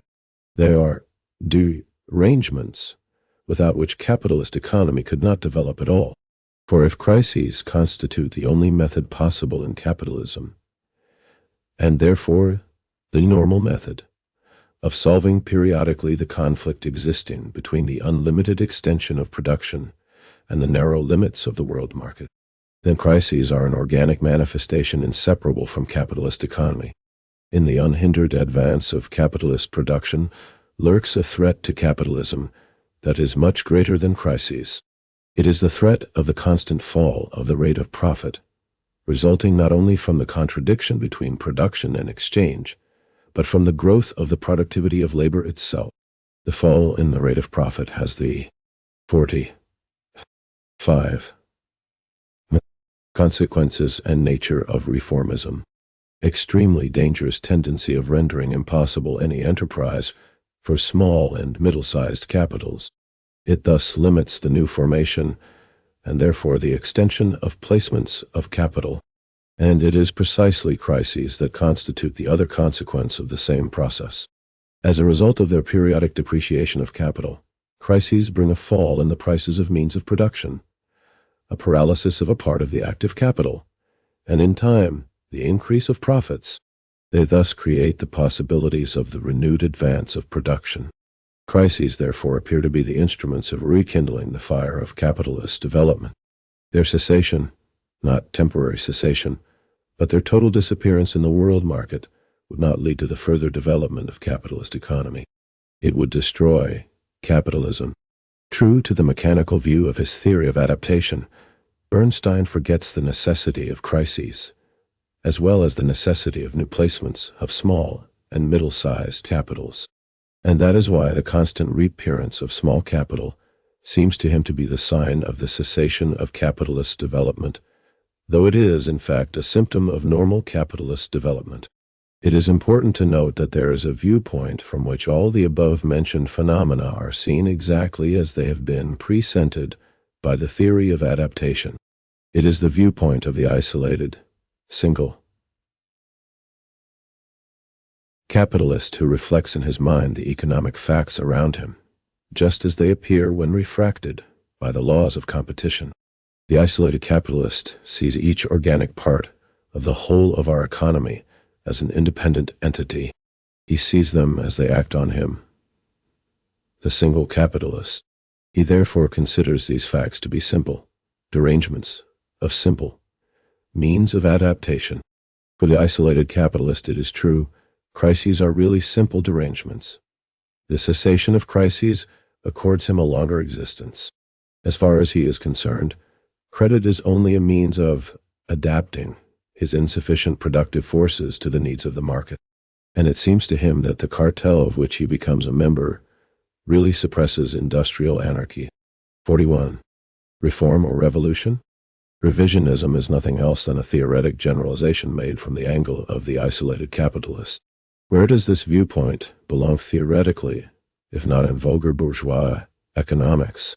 All the errors of this school rest precisely on the conception that mistakes the phenomena of competition, as seen from the angle of the isolated capitalist, for the phenomena of the whole of capitalist economy.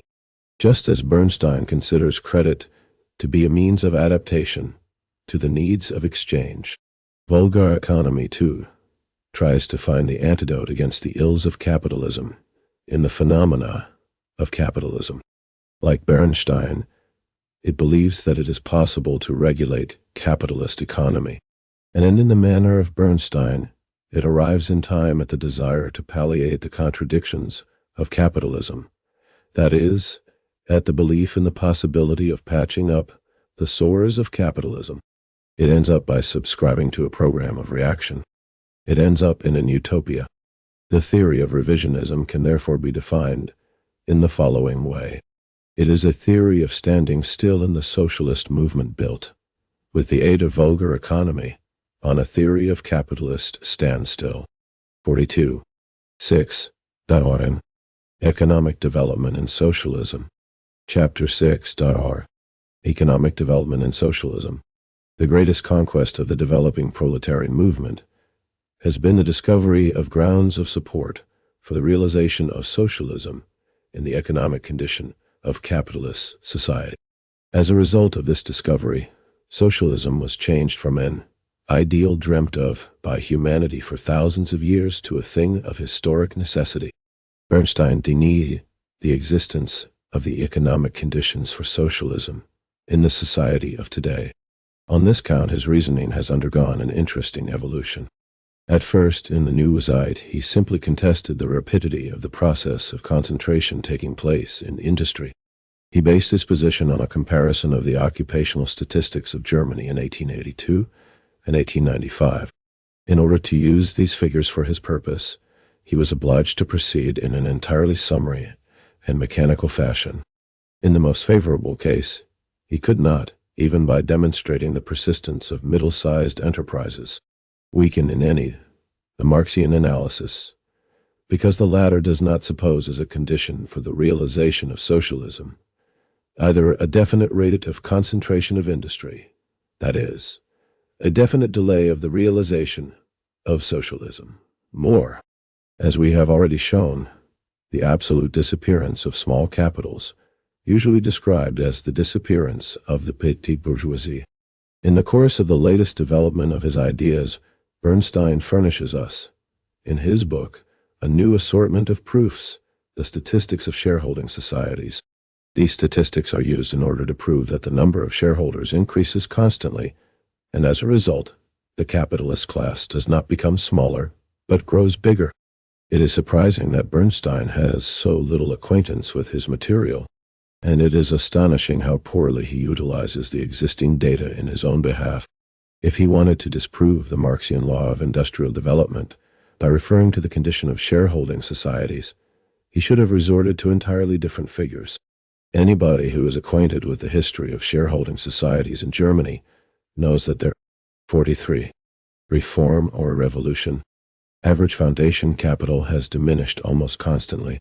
Thus, while before 1871, their average foundation capital reached the figure of 10.8 million marks, it was only 4.01 million marks in 1871, 3.8 million marks in 1873, less than a million from 1882 to 1000. 1887, 1887, 0.5 to a million in 1889, 62 million 1892. After this date, the figures oscillated around 1 million marks, falling to 1.78 in 1895 and to 1.9 in the course of the first half of 1897. 0.9. Those are surprising figures. Using them, Bernstein hoped to show the existence of a counter-Marxian tendency for a transformation of large enterprises into small ones. The obvious answer to his attempt is the following. If you are to prove anything at all by means of your statistics, you must first show that they refer to the same branches of industry. You must not show that small enterprises really replace large ones, that they do not. Instead, they appear only where small enterprises, or even artisan industry, were the rule before. This, however, you cannot show to be true. The statistical passage of immense shareholding societies to middle-sized and small enterprises can be explained only by referring to the fact that the system of shareholding societies continues to penetrate new branches of production. Before, only a small number of large enterprises were organized as shareholding societies. Gradually, shareholding organization has won middle-sized and even small enterprises. Today, we can observe shareholding societies with a capital of below 1,000 marks.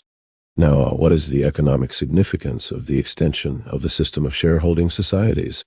Economically, the spread of shareholding societies stands for the growing socialization of production under the capitalist form, socialization not only of large but also of middle-size and small production.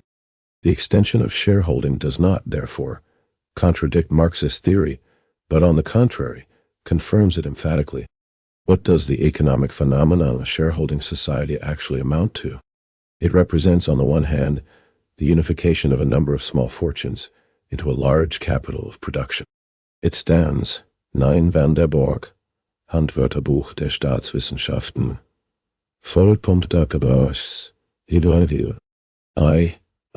44. 6. Economic development and socialism. On the other hand, for the separation of production from capitalist ownership. That is, it denotes that a double victory being won over the capitalist mode of production, but still on a capitalist base. What is the meaning, therefore, of the statistics cited by Bernstein, according to which an ever greater number of shareholders participate in capitalist enterprises? These statistics go on to demonstrate precisely the following. At present, a capitalist enterprise does not correspond, as before, to a single proprietor of capital, but to a number of capitalists. Consequently, the economic notion of capitalist no longer signifies an isolated individual. The industrial capitalist of today is a collective person composed of hundreds and even of thousands of individuals. The category, capitalist, has itself become a social category. It has become socialized within the framework of capitalist society. In that case, how shall we explain Bernstein's belief that the phenomenon of shareholding societies stands for the dispersion and not the concentration of capital? Why does he see the extension of capitalist property where Marx saw its suppression? That is a simple economic error. By capitalist, Bernstein does not mean a category of production but the right to property. To him, capitalist is not an economic unit, but a fiscal unit. And capital is for him not a factor of production, but simply a certain quantity of money. That is why in his English Sewing Thread Trust, he does not see the fusion of 12,300 persons with money into a single capitalist unit, but 12,300 different capitalists. That is why the engineer Schultz, whose wife's dowry brought him a large number of shares from stockholder Mueller, is also a capitalist for Bernstein. That is why for Bernstein the entire world seems to swarm with capitalists. Here too, the theoretic base of his economic error is his popularization of socialism. For this is what he does. By transporting the concept of capitalism from its productive relations to property relations, and by speaking of simple individuals instead of speaking of entrepreneurs, he moves the question of socialism from the domain of production into the domain of relations of fortune. That is, from the relation between capital and labor to the relation between poor and rich. 45. Reform, or revolution. In this manner we are merrily led from Marx and Engels to the author of the Gospel of the Poor Sinners. There is this difference, however. Weitling, with the sure instinct of the proletarian, saw in the opposition between the poor and the rich the class antagonisms in their primitive form, and wanted to make of these antagonisms a lever of the movement for socialism. Bernstein, on the other hand, locates the realization of socialism in the possibility of making the poor rich. That is, he locates it in the attenuation of class antagonisms, and therefore in the petty bourgeoisie.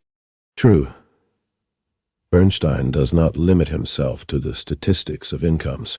He furnishes statistics of economic enterprises, especially those of the following countries: Germany, France, England, Switzerland, Austria, and the United States. But these statistics are not the comparative figures of different periods in each country, but of each period in different countries. We are not therefore offered, with the exception of Germany, where he repeats the old contrast between 1895 and 1892, a comparison of the statistics of enterprises of a given country at different epochs, but the absolute figures for different countries: England in 1891, France in 1894, United States in 1890, etc. He reaches the following conclusion. If the large undertaking in industry predominates today, yet it, including the businesses dependent on it, even in such an advanced country as Prussia, represents at the most only half the population engaged in production.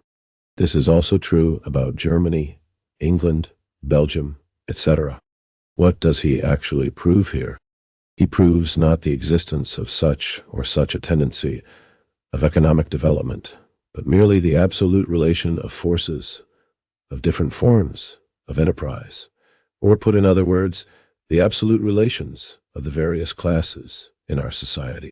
10. Weitling, William, The Gospel of the Poor Sinners, a rational and communistical commentary on the New Testament, with arguments from 2,000 Bible texts, New York, 1847. 11. Bernstein, Opitoimet, Elos, and Tile, City, T, Shap, .ie, Ter, T, 46, 6.ie, Economic Development and Socialism. Now, if one wants to prove in this manner the impossibility of realizing socialism, one's reasoning must rest on the theory according to which the result of social efforts is decided by the relation of the numer IKA, L material forces of the elements in the struggle, that is, by the factor of violence. In other words, Bernstein, who always thunders against blanquism, himself falls into the grossest blanquist error. There is this difference, however. To the blanquists, who represented a socialist and revolutionary tendency, the possibility of the economic realization of socialism appeared quite natural. On this possibility they built the chances of a violent revolution, even by a small minority. Bernstein, on the contrary, infers from the numerical insufficiency of a socialist majority the impossibility of the economic realization of socialism.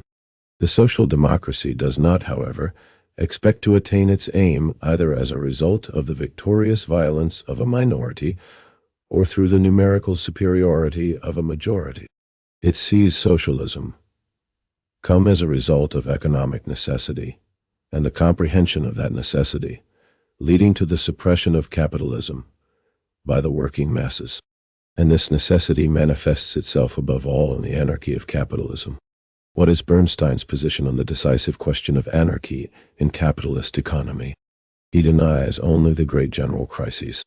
He does not deny partial and national crises. In other words, he refuses to see a great deal of the anarchy of capitalism. He sees only a little of it. He is, to use Marx's illustration, like the foolish virgin who had a child, who was only very small. But the misfortune is that in matters like economic anarchy, little and much are equally bad.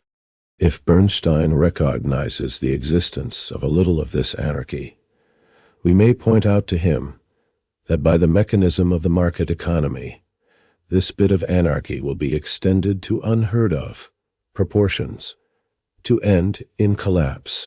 But if Bernstein hopes to transform gradually his bit of anarchy into order and harmony while maintaining the system of commodity production, he again falls into one of the fundamental errors of bourgeois political economy, according to which the mode of exchange is independent of the mode of production. 47. Reform or revolution. This is not the place for a lengthy demonstration of Bernstein's surprising confusion concerning the most elementary principles of political economy. But there is one point to which we are led by the fundamental questions of capitalist anarchy that must be clarified immediately. Bernstein declares that Marx's law of surplus value is a simple abstraction. In political economy, a statement of this sort obviously constitutes an insult. But if surplus value is only a simple abstraction, if it is only a figment of the mind, then every normal citizen who has done military duty and pays his taxes on time has the same right as Karl Marx to fashion his individual absurdity, to make his own law of value. Marx takes so much away from the characteristics of commodities that they finally remain only embodiments of a quantity of simple human labor. As to the bon vivant school, it takes away all characteristics except utility 12. That is, to Bernstein, Marx's social labor and Menger's abstract utility are quite similar, pure abstractions. Bernstein forgets completely that Marx's abstraction is not an invention. It is a discovery. It does not exist in Marx's head, but in market economy. It has not an imaginary existence, but a real social existence, so real that it can be cut, hammered, weighed, and put in the form of the money. The abstract human labor discovered by Marx is, in its developed form, no other than money. That is precisely one of the greatest of Marx's discoveries, while to all bourgeois political economists, from the first of the mercantilists to the last of the classicists, the essence of money has remained a mystic enigma. The bon vivant's abstract utility is, in fact, a conceit of the mind, or stated more correctly, it is a representation of intellectual emptiness, a private absurdity, for which neither capitalism nor any other society can be made responsible, but only vulgar bourgeois economy itself. Hugging their brainchild, Bernstein, Bohm, and Jevons, and the entire subjective fraternity can remain 20 years or more before my eyes. 12. A bid. Chap. Out. No. Out. Started. Out. Consier. Say. 48. 6. Economic development and socialism. Theory of money, without arriving at a solution that is different from the one reached by any cobbler, namely, that money is also a useful thing. Bernstein has lost all comprehension of Marx's law of value. Anybody with a small understanding of Marxian economics can see that without the law of value, Marx's doctrine is incomprehensible. Or to speak more concretely, for him who does not understand the nature of the commodity and its exchange, the entire economy of capitalism, with all its concatenations, must of necessity remain an enigma. What precisely was the key which enabled Marx to open the door to the secrets of capitalist phenomena and solve, as if in play, problems that were not even suspected by the greatest minds of classic bourgeois economy. It was his conception of capitalist economy as an historic phenomenon, not merely in the sense recognized in the best of cases by the classic economists, that is, when it concerns the feudal past of capitalism, but also insofar as it concerns the socialist future of the world.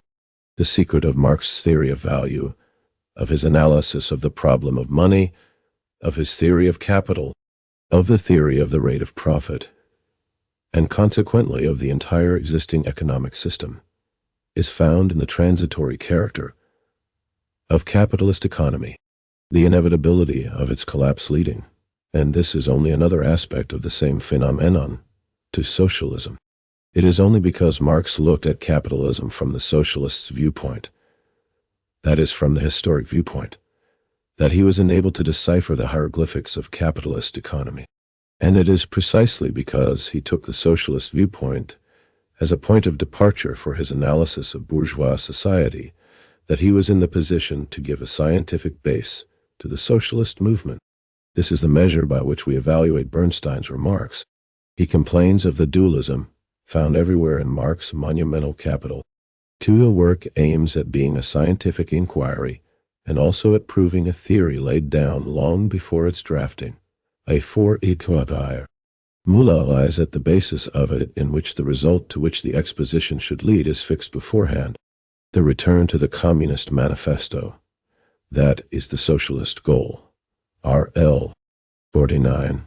Reform or revolution points here to a real residue of utopianism in the Marxist system. But what is Marx's dualism, if not the dualism of the socialist future and the capitalist present? It is the dualism of capitalism and labor, the dualism of the bourgeoisie and the proletariat. It is the scientific reflection of the dualism existing in bourgeois society, the dualism of the class antagonism writhing inside the social order of capitalism. Bernstein's recognition of this theoretic dualism in Marx as a residue of utopianism is really his naive avowal that he denies the class antagonisms in capitalism. It is his confession that socialism has become for him only a residue of utopianism. What is Bernstein's monism? Bernstein's unit. But the eternal unity of the capitalist regime, the unity of the former socialist who has renounced his aim and has decided to find in bourgeois society, one and immutable, the goal of human development.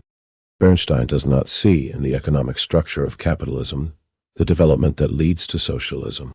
But in order to conserve his socialist program, at least in form, he is obliged to take refuge in an idealist construction placed outside of all economic development. He is obliged to transform socialism itself from a definite historical phase of social development into an abstract principle. That is why the cooperative principle, the meager decantation of socialism, by which Bernstein wishes to garnish capitalist economy, appears as a concession made not to the socialist future of society, but to Bernstein's own socialist past. 13 Ibid. Conclusion. 57. Cooperatives, Unions, Democracy.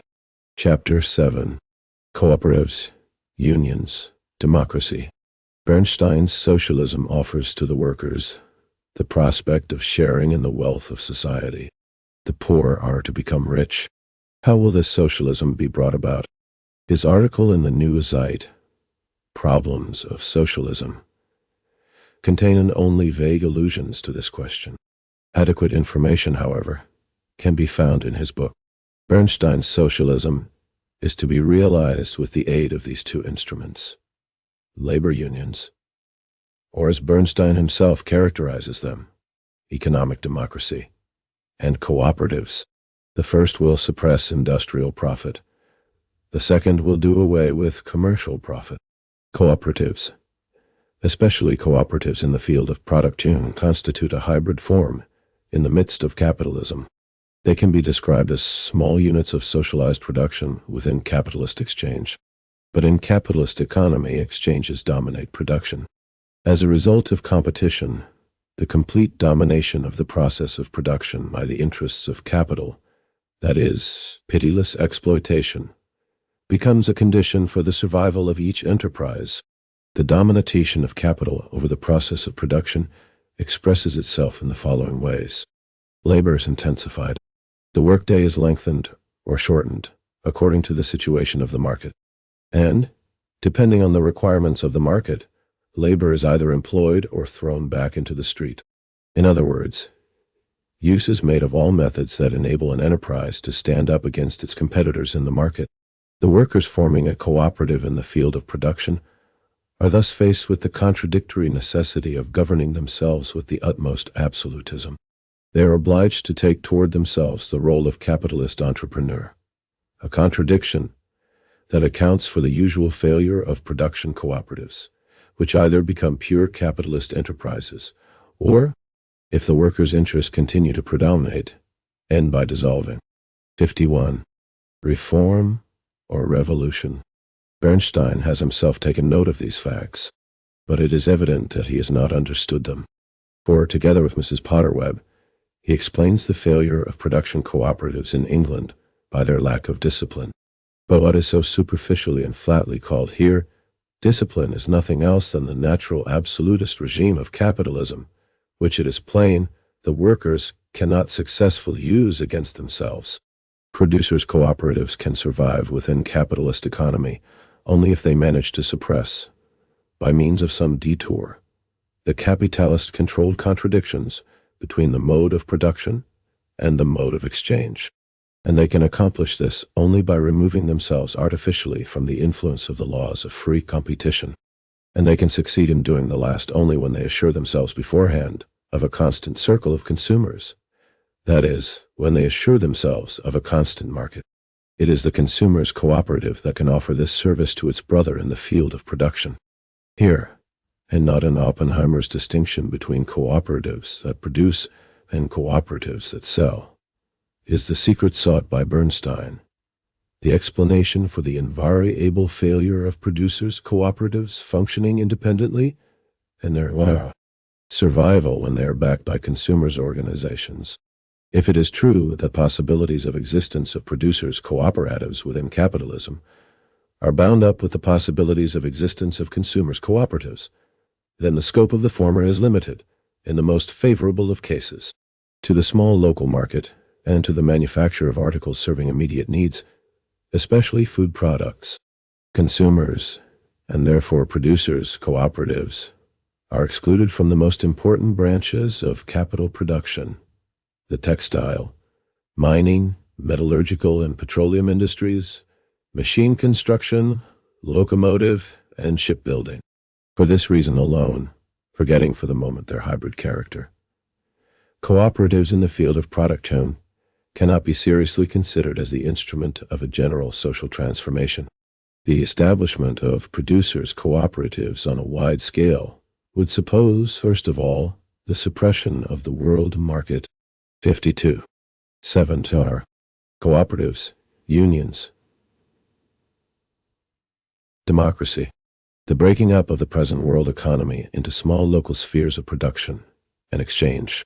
The highly developed, widespread capitalism of our time is expected to fall back to the merchant economy of the Middle Ages.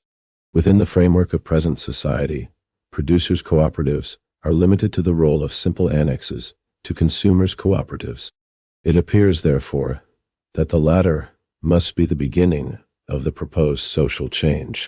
But this way, the expected reform of society by means of cooperatives ceases to be an offensive against capitalist production. That is, it ceases to be an attack against the principal bases of capitalist economy. It becomes instead a struggle against commercial capital, especially small and middle-sized commercial capital. It becomes an attack made on the twigs of the capitalist tree. According to Bernstein, trade unions, too, are a means of attack against capitalism in the field of production. We have already shown that trade unions cannot give the workers a determining influence over production.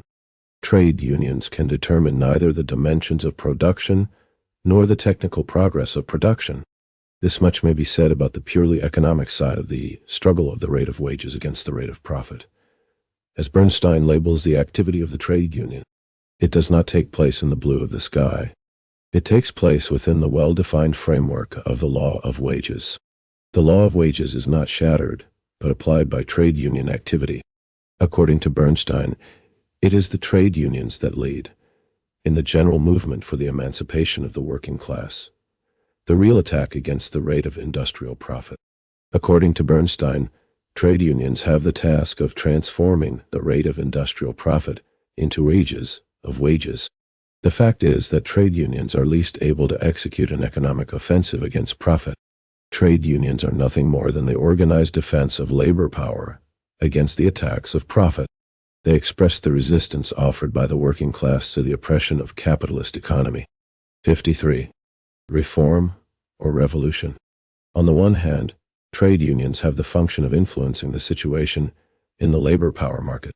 But this influence is being constantly overcome by the proletarianization of the middle layers of our society, a process which continually brings new merchandise on the labor market. The second function of the trade unions is to ameliorate the condition of the workers. That is, they attempt to increase the share of the social wealth going to the working class. This share, however, is being reduced with the fatality of a natural process by the growth of the productivity of labor. One does not need to be a Marxist to notice this. It suffices to read Robertus's Some Light on Social Questions. 14. In other words, the objective conditions of capitalist society transform the two economic functions of the trade unions into a sort of labor of Sisyphus 15, which is, nevertheless, indispensable. For as a result of the activity of his trade unions, the worker succeeds in obtaining for himself the rate of wages due to him in accordance with the situation of the labor power market. As a result of trade union activity, the capitalist law of wages is applied, and the effect of the depressing tendency of economic development is paralyzed, or to be more exact, attenuated. However, the transformation of the trade union into an instrument for the progressive reduction of profit in favor of wages presupposes the following social conditions. First, the cessation of the proletarianization of the middle strata of our society. Secondly, a stoppage of the growth of productivity of labor. We have in both cases a return to pre-capitalist conditions. Cooperatives and trade unions are totally incapable of transforming the capitalist mode of production. This is really understood by Bernstein, though in a confused manner, for he refers to cooperatives and trade unions as a means of reducing the profit of the capitalists, and thus enriching the workers. In this way, he renounces the struggle against the capitalist mode of production and attempts to direct the 14 Rodbertus, Johann Karl, Some Light on Social Questions, Beleuchtung der sozialen Frage, 1875. 15. The mythological king of Corinth who was condemned to roll a huge stone to the top of a hill. It constantly rolled back down against making his task incessant. 54. 7. Cooperatives, unions, democracy. Socialist movement to struggle against capitalist distribution. Again and again, Bernstein refers to socialism as an effort towards a juster and still more just mode of distribution. 16. It cannot be denied that the direct cause leading the popular masses into the socialist movement is precisely the unjust mode of distribution characteristic of capitalism. When the social democracy struggles for the socialization of the entire economy, it aspires therewith also to a just distribution of the social wealth. But, guided by Marx's observation that the mode of distribution of a given epoch is a natural consequence of the mode of production of that epoch, the social democracy does not struggle against distribution in the framework of capitalist production. It struggles instead for the suppression of the capitalist production itself. In a word, the social democracy wants to establish the mode of socialist distribution by suppressing the capitalist mode of production. Bernstein's method, on the contrary, proposes to combat the capitalist mode of distribution in the hopes of gradually establishing, in this way, the socialist mode of production. What, in that case, is the basis of Bernstein's program for the reform of society? Does it find support in definite tendencies of capitalist production? No. In the first place, he denies such tendencies. In the second place, the socialist transformation of production is for him the effect and not the cause of distribution. He cannot give his program a materialist base because he has already overthrown the aims and the means of the movement for socialism, and therefore its economic conditions. As a result, he is obliged to construct himself an idealist base. Why represent socialism as the consequence of economic compulsion? He complains. Why degrade man's understanding, his feeling for justice, his will? 17. Bernstein's superlatively just distribution is to be attained thanks to man's free will. Man's will acting not because of economic necessity, since this will is only an instrument, but because of man's comprehension of justice, because of man's idea of justice. 16. Vorwärts. March 26, 1899. 17. Ibid. 55. Reform or revolution? We thus quite happily return to the principle of justice, to the old war horse on which the reformers of the earth have rocked for ages, for the lack of sure means of historic transportation. We return to the lamentable Rocinante on which the Don Quixotes of history have galloped towards the great reform of the earth, always to come home with their eyes blackened. The relation of the poor to the rich, taken as a base for socialism. The principle of cooperation as the content of socialism, the most just distribution as its aim, and the idea of justice as its only historic legitimization. With how much more force, more width, and more fire did Whiteling defend that sort of socialism 50 years ago. However, that genius of a tailor did not know scientific socialism. If today, the concept torn into bits by Marx and Engels a half-century ago is patched up and presented to the proletariat as the last world of social science, that too is the art of a tailor, but it has nothing of a genius about it. Trade unions and cooperatives are the economic support for the theory of revisionism. Its principal political condition is the growth of democracy. The present manifestations of political reaction are to Bernstein only displacement. He considers them accidental, momentary, and suggests that they are not to be considered in the elaboration of the general directives of the labor movement. To Bernstein, democracy is an inevitable stage in the development of society. To him, as to the bourgeois theoreticians of liberalism, democracy is the great fundamental law of historic development, the realization of which is served by all the forces of political life. However, Bernstein's thesis is completely false. Presented in this absolute force, it appears as a petty bourgeois vulgarization of results of a very short phase of bourgeois development. The last 25 or 30 years, we reach entirely different conclusions when we examine the historic development of democracy a little closer and consider at the same time the general political history of capitalism. Democracy has been found in the most dissimilar social formatations. In primitive communist groups, in the slave states of antiquity, and in medieval communes, and similarly, absolutism and constio. 56. 7. Cooperatives, unions, democracy, institutional monarchy are to be found under the most varied economic orders. When capitalism began with the first production of commodities, it resorted to a democratic constitution in the municipal communes of the Middle Ages. Later, when it developed to manufacturing, capitalism found its corresponding political form in the absolute monarchy. Finally, as it developed industrial economy, it brought into being in France the Democratic Republic of 1793, the absolute monarchy of Napoleon I, the nobles' monarchy of the Restoration period, 1815 to 1830, the bourgeois constitutional monarchy of Louis Philippe, then again the Democratic Republic, and against the monarchy of Napoleon III, and finally, for the third time, the Republic. In Germany, the only truly democratic institution, universal suffrage, is not a conquest won by bourgeois liberalism. Universal suffrage in Germany was an instrument for the fusion of the small states. It is only in this sense that it has any importance for the development of the German bourgeoisie, which is otherwise quite satisfied with semi-feudal constitutional monarchy. In Russia, capitalism prospered for a long time under the regime of Oriental absolutism, without having the bourgeoisie manifest the least desire in the world to introduce democracy.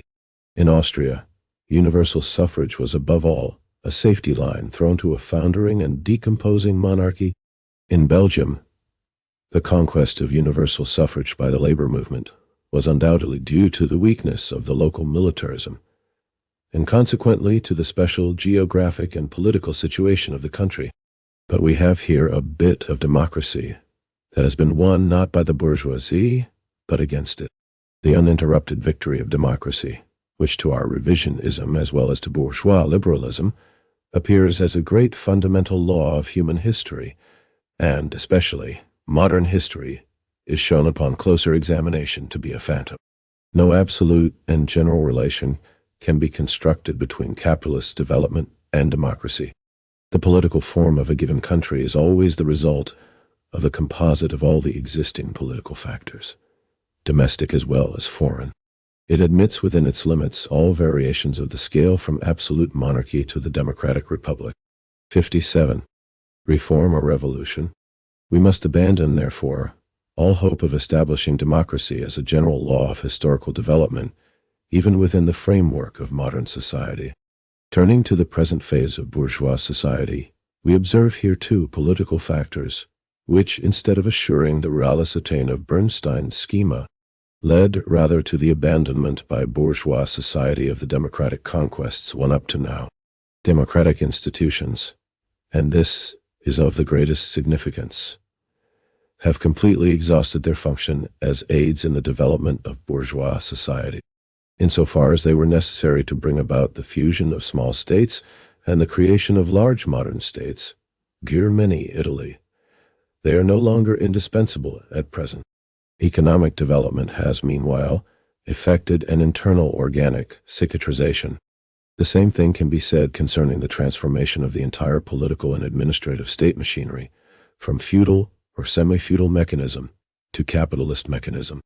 While this transformation has been historically inseparable from the development of democracy, it has been realized today to such an extent that the purely democratic ingredients of society, such as universal suffrage and the republican state form, may be suppressed without having the administration, the state finances, or the military organization find it necessary to return to the forms they had before the March Revolution 18.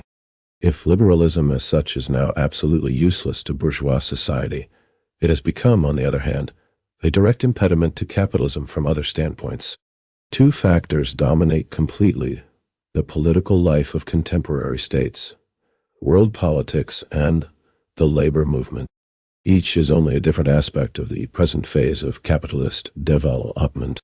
As a result of the development of the world economy and the aggravation and generalization of competition on the world market, militarism and the policy of big navies have become, as instruments of world politics, a decisive factor in the interior as well as in the exterior life of the great states.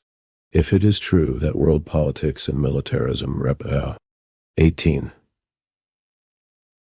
The German Revolution of 1848, which struck an effective blow against the feudal institutions in Germany. 58. 7. Cooperatives, unions, democracy, resent a rising tendency in the present phase of capitalism. Then bourgeois democracy must logically move in a descending line. In Germany, the era of great armament began in 1893, and the policy of world politics inaugurated with the seizure of Jiaozhou were paid for immediately with the following sacrificial victim: the decomposition of liberalism, the deflation of the Center Party, which passed from opposition to government. The recent elections to the Reichstag of 1907, unrolling under the sign of the German colonial policy, were, at the same time, the historical burial of German liberalism. If foreign politics push the bourgeoisie into the arms of reaction, this is no less true about domestic politics, thanks to the rise of the working class. Bernstein shows that he recognizes this when he makes the social democratic legend, which wants to swallow everything. In other words, the socialist efforts of the working class, responsible for the desertion of the liberal bourgeoisie. He advises the proletariat to disavow its socialist aim, so that the mortally frightened liberals might come out of the mouse hole of reaction, making the suppression of the socialist labor movement an essential condition for the preservation of bourgeois democracy. He proves in a striking manner that this democracy is in complete contradiction with the inner tendency of development of the present society. He proves, at the same time, that the socialist movement is itself a direct product of this tendency. But he proves at the same time still another thing, by making the denouncement of the socialist aim an essential condition of the resurrection of bourgeois democracy. He shows how inexact is the claim that bourgeois democracy is an indispensable condition of the socialist movement and the victory of socialism. Bernstein's reasoning exhausts itself in a vicious circle. His conclusion swallows his premises. The solution is quite simple. In view of that fact that bourgeois liberalism has given up its ghost from fear of the growing labor movement and its final aim, we conclude that the socialist labor movement is today the only support for that which is not the goal of the socialist movement, democracy. We must conclude that democracy can have no support. We must conclude that the socialist movement, 59, reform or revolution, is not bound to bourgeois democracy, but that, on the contrary, the fate of democracy is bound up with the socialist movement. We must conclude from this that democracy does not acquire greater chances of survival. As the socialist movement becomes sufficiently strong to struggle against the reactionary consequences of world politics and the bourgeois desertion of democracy, he who would strengthen democracy should want to strengthen and not weaken the socialist movement. He who renounces the struggle for socialism renounces both the labor movement and democracy. 60. 8-90. Conquest of Political Power. Chapter 8. Conquest of Political Power. The fate of democracy is bound up, we have seen, with the fate of the labor movement. But does the development of democracy render superfluous or impossible a proletarian revolution? That is, the conquest of political power by the workers. Bernstein settles the question by weighing minutely the good and bad sides of social reform and social revolution. He does it almost in the same manner in which cinnamon or pepper is weighed out in a consumer's cooperative store. He sees the legislative course of historic development as the action of intelligence, while the revolutionary course of historic development is for him the action of feeling, reformist activity. He recognizes as a slow method of historic progress, revolution as a rapid method of progress. In legislation, he sees a methodical force. In revolution, a spontaneous force. We have known for a long time that the petty bourgeoisie reformer finds good and bad sides in everything. He nibbles a bit at all grasses. But the real course of events is little affected by such combination.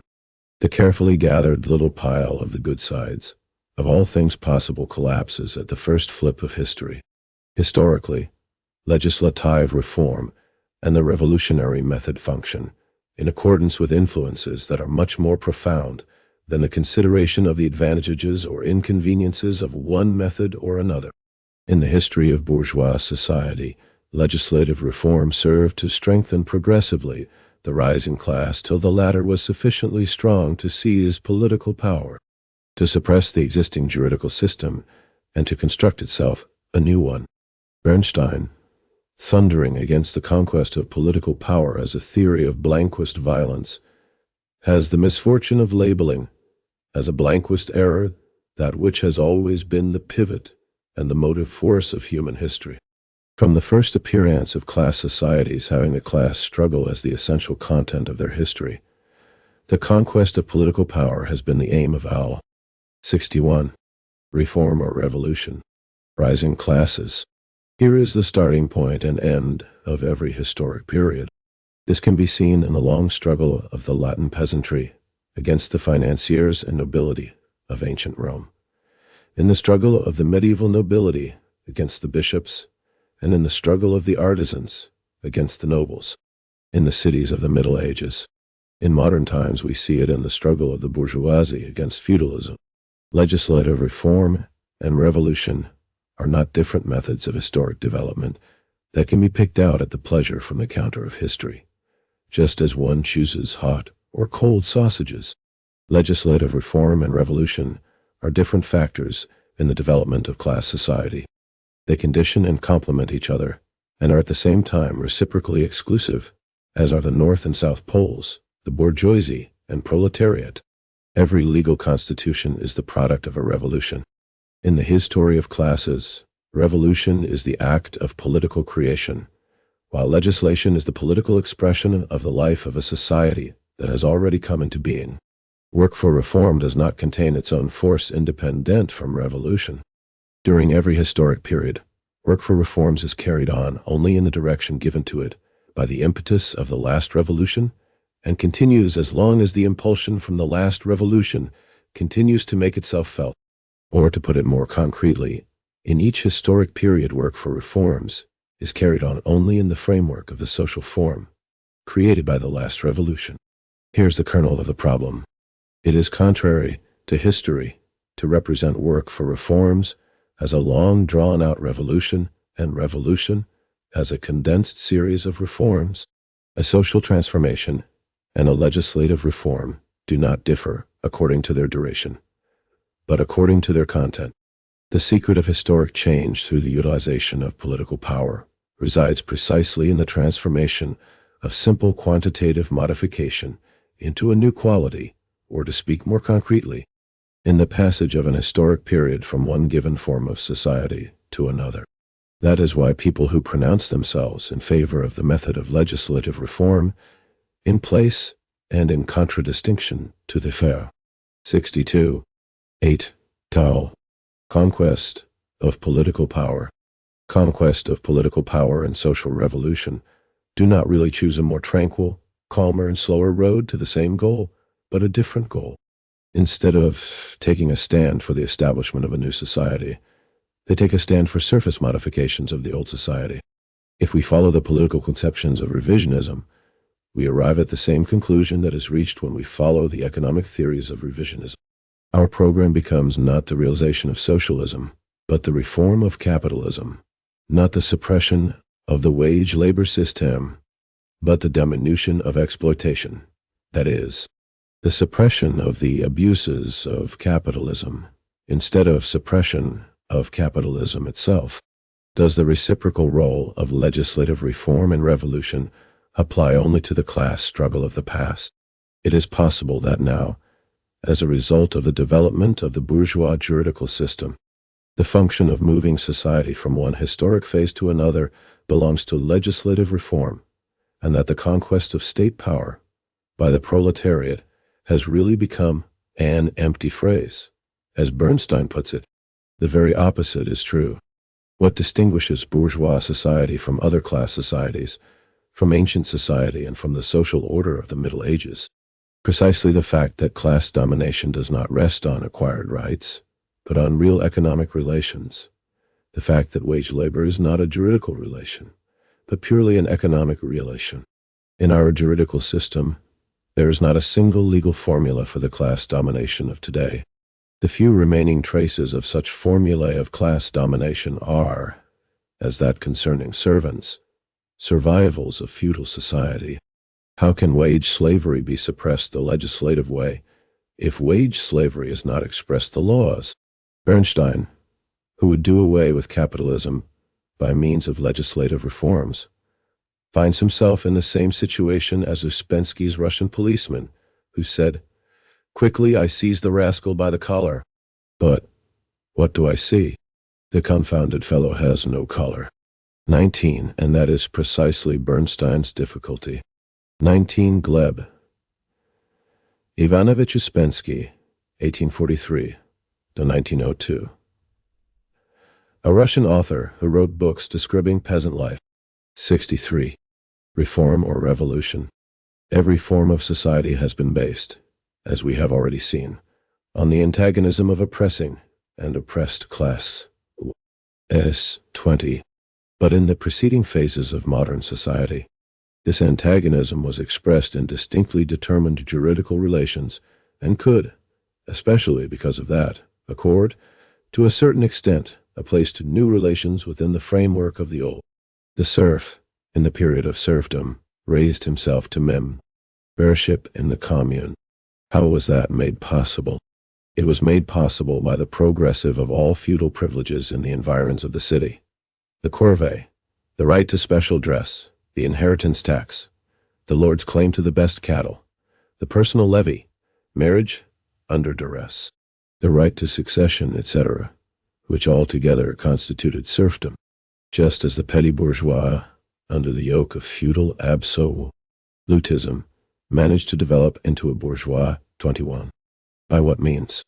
By means of the formal partial suppression or complete loosening of the corporative bonds, by the progressive transformation of the fiscal administration and of the army. Consequently, when we consider the question from the abstract viewpoint, not from the historic viewpoint, we can imagine, in view of the former class relations, a legal passage, according to the reformist method, from feudal society to bourgeois society. But what do we see in reality? In reality, we see that legal reforms not only do not obviate the seizure of political power by the bourgeoisie, but have, on the contrary, prepared for it and led to it. A formal social political transformation was indispensable for the abolition of slavery, as well as for the complete suppression of feudalism. But the situation is entirely different now.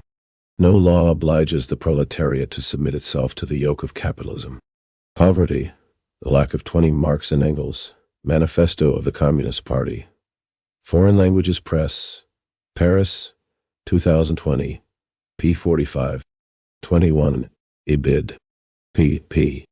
45, 46, 64, 8, taught, conquest of political power. Means of production obliges the proletariat to submit itself to the yoke of capitalism, and no law in the world can give to the proletariat the means of production while it remains in the framework of bourgeois society, for not laws but economic development have torn the means of production from the producer's possession, and neither is the exploitation inside the system of wage labor based on laws.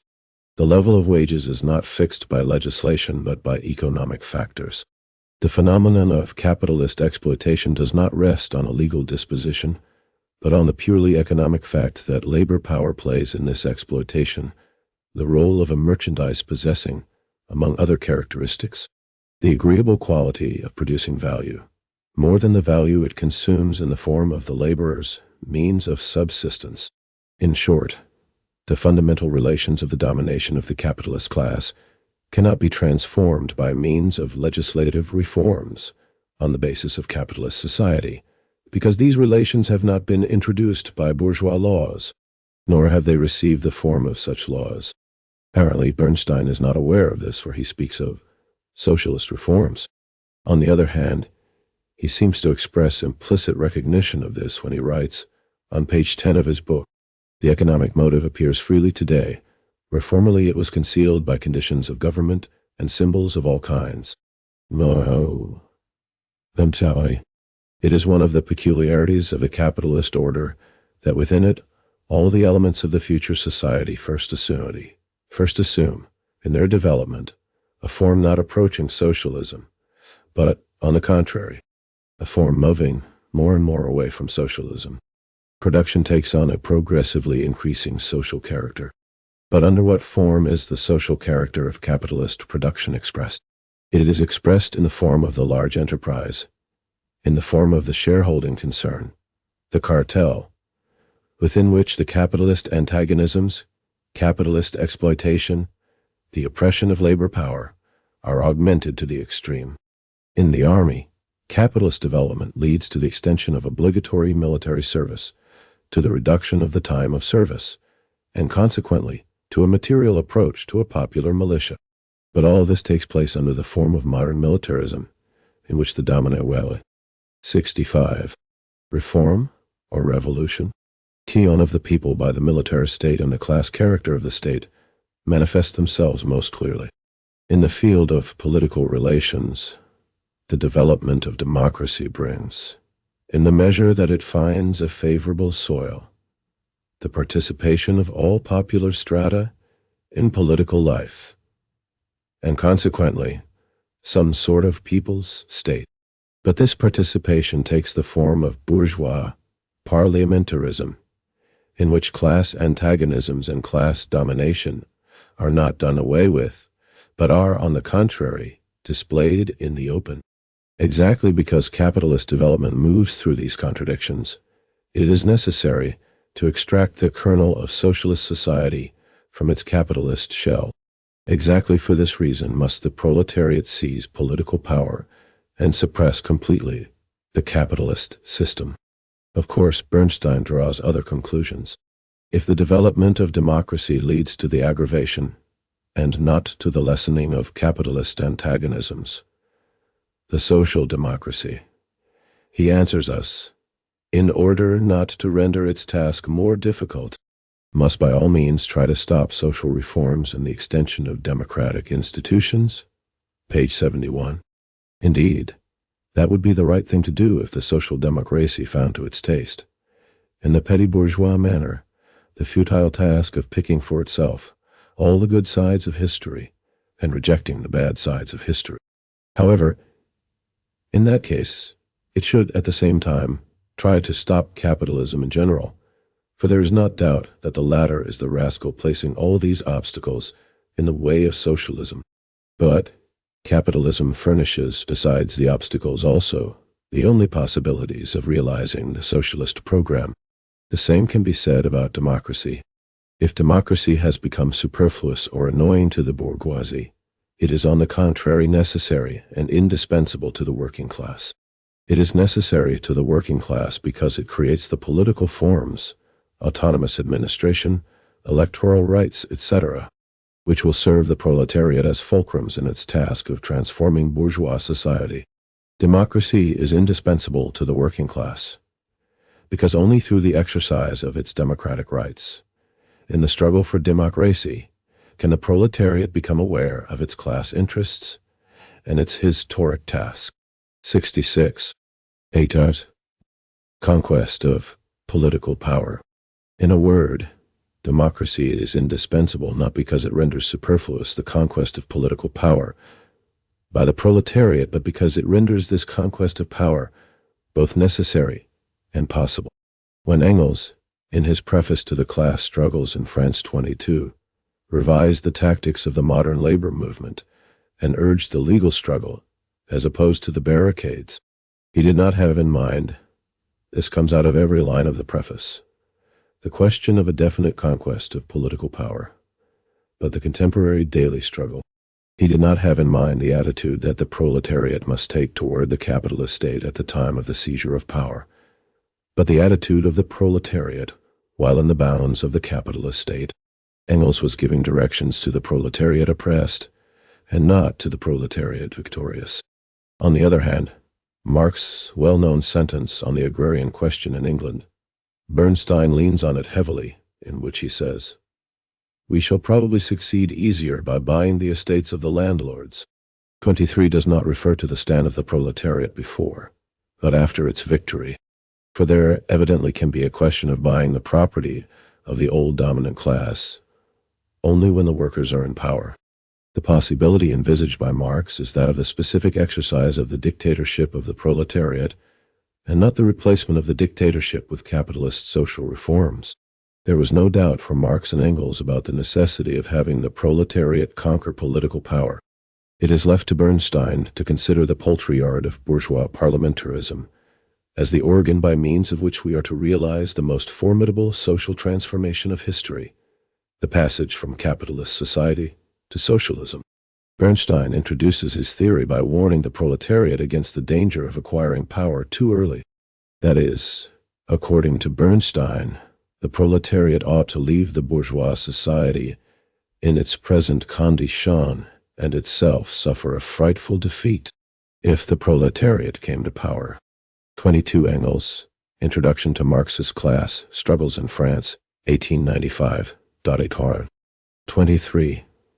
We by no means consider compensation as impermissible in any event.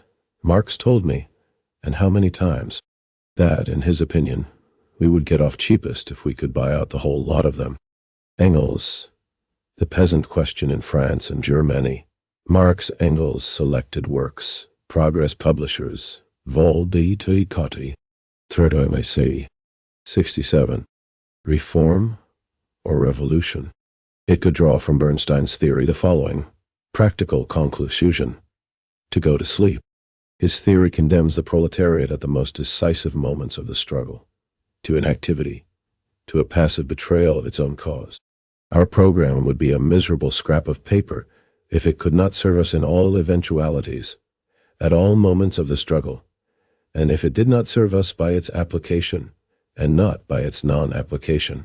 If our program contains the formula of the historical development of society from capitalism to socialism, it must also formulate, in all its characteristic fundamentals, all the transitory phases of this development, and it should, consequently, be able to indicate to the proletariat what ought to be its corresponding action at every moment on the road toward socialism.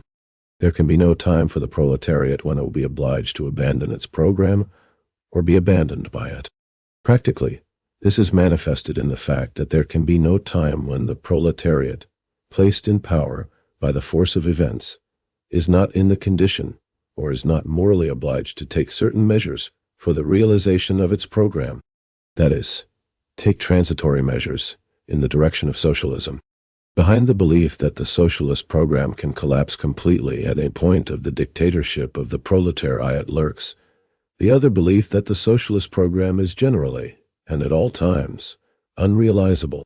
And what if the transitory measures are premature? The question hides a great number of mistaken ideas concerning the real course of a social transformation. In the first place, the seizure of political power by the proletariat, that is to say by a large popular class, is not produced artificially. It presupposes, with the exception of such cases as the Paris Commune, when the proletariat did not obtain power after a conscious struggle for its goal, but fell into its hands like a good thing abandoned by everybody else.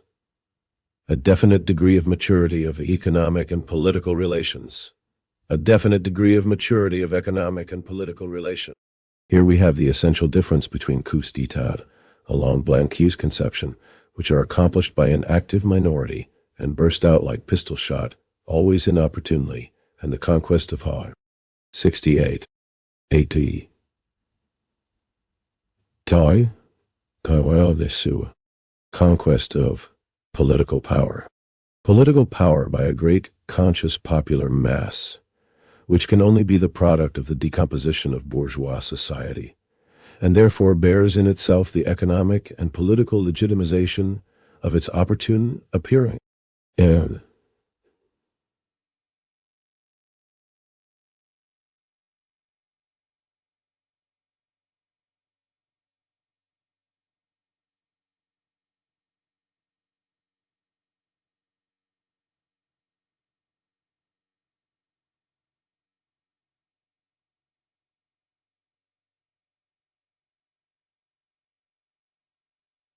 if, therefore, considered from the angle of political effect, the conquest of political power by the working class cannot materialize itself too early, then from the angle of conservation of power, the premature revolution, the thought of which keeps Bernstein awake, menaces us like a sword of Damocles.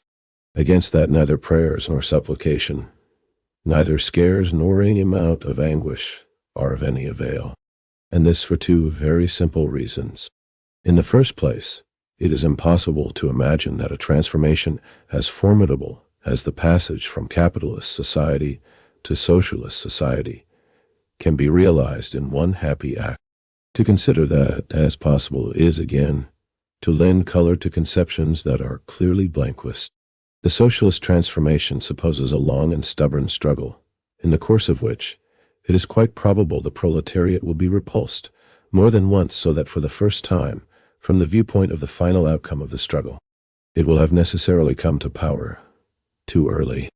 In the second place, it will be impossible to avoid the premature conquest of state power by the proletariat, precisely because these premature attacks of the proletariat constitute a factor, and indeed, a very important factor, creating the political conditions of the final victory. In the course of the political crisis accompanying its seizure of power, in the course of the long and stubborn struggles, the proletariat will acquire the degree of political maturity permitting it to obtain in time a definitive victory of the revolution. Thus these premature attacks of the proletariat against the state power are in themselves important historic factors, helping to provoke and determine the point of the definite victory. Considered from this viewpoint, the idea of a premature conquest of political power by the laboring class appears to be a polemic absurdity derived from a mechanical conception of the development of society, and positing for the victory of the class struggle a point fixed outside and independent of the class struggle. 69.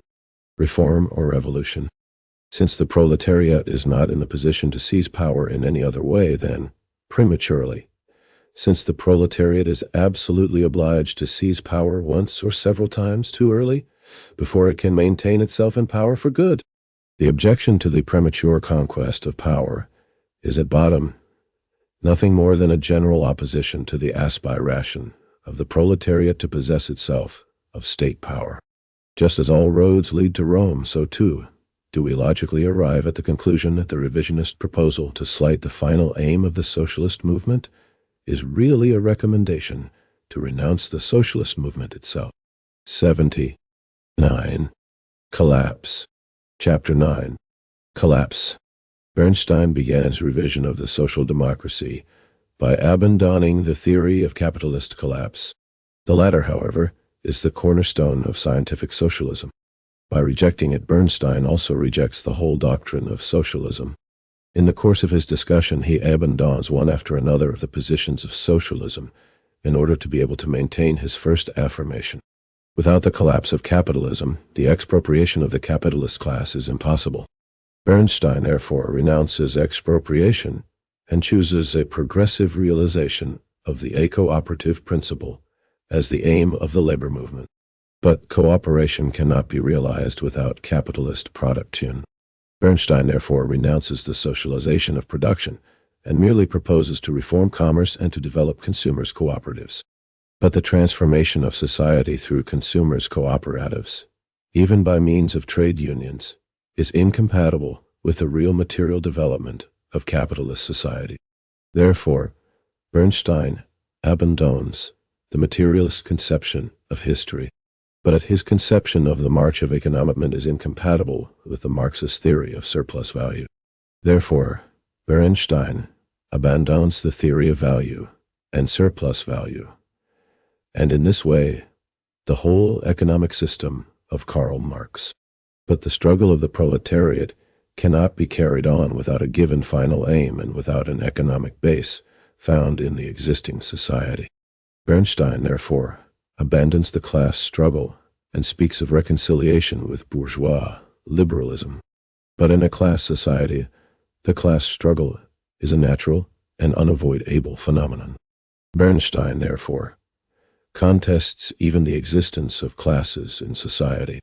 The working class is for him a mass of individuals, divided politically and intellectually, but also economically. And the 71. Reform or revolution. Bourgeoisie, according to him, does not group itself politically in accordance with its inner economic interest, but only because of exterior pressure from above and below.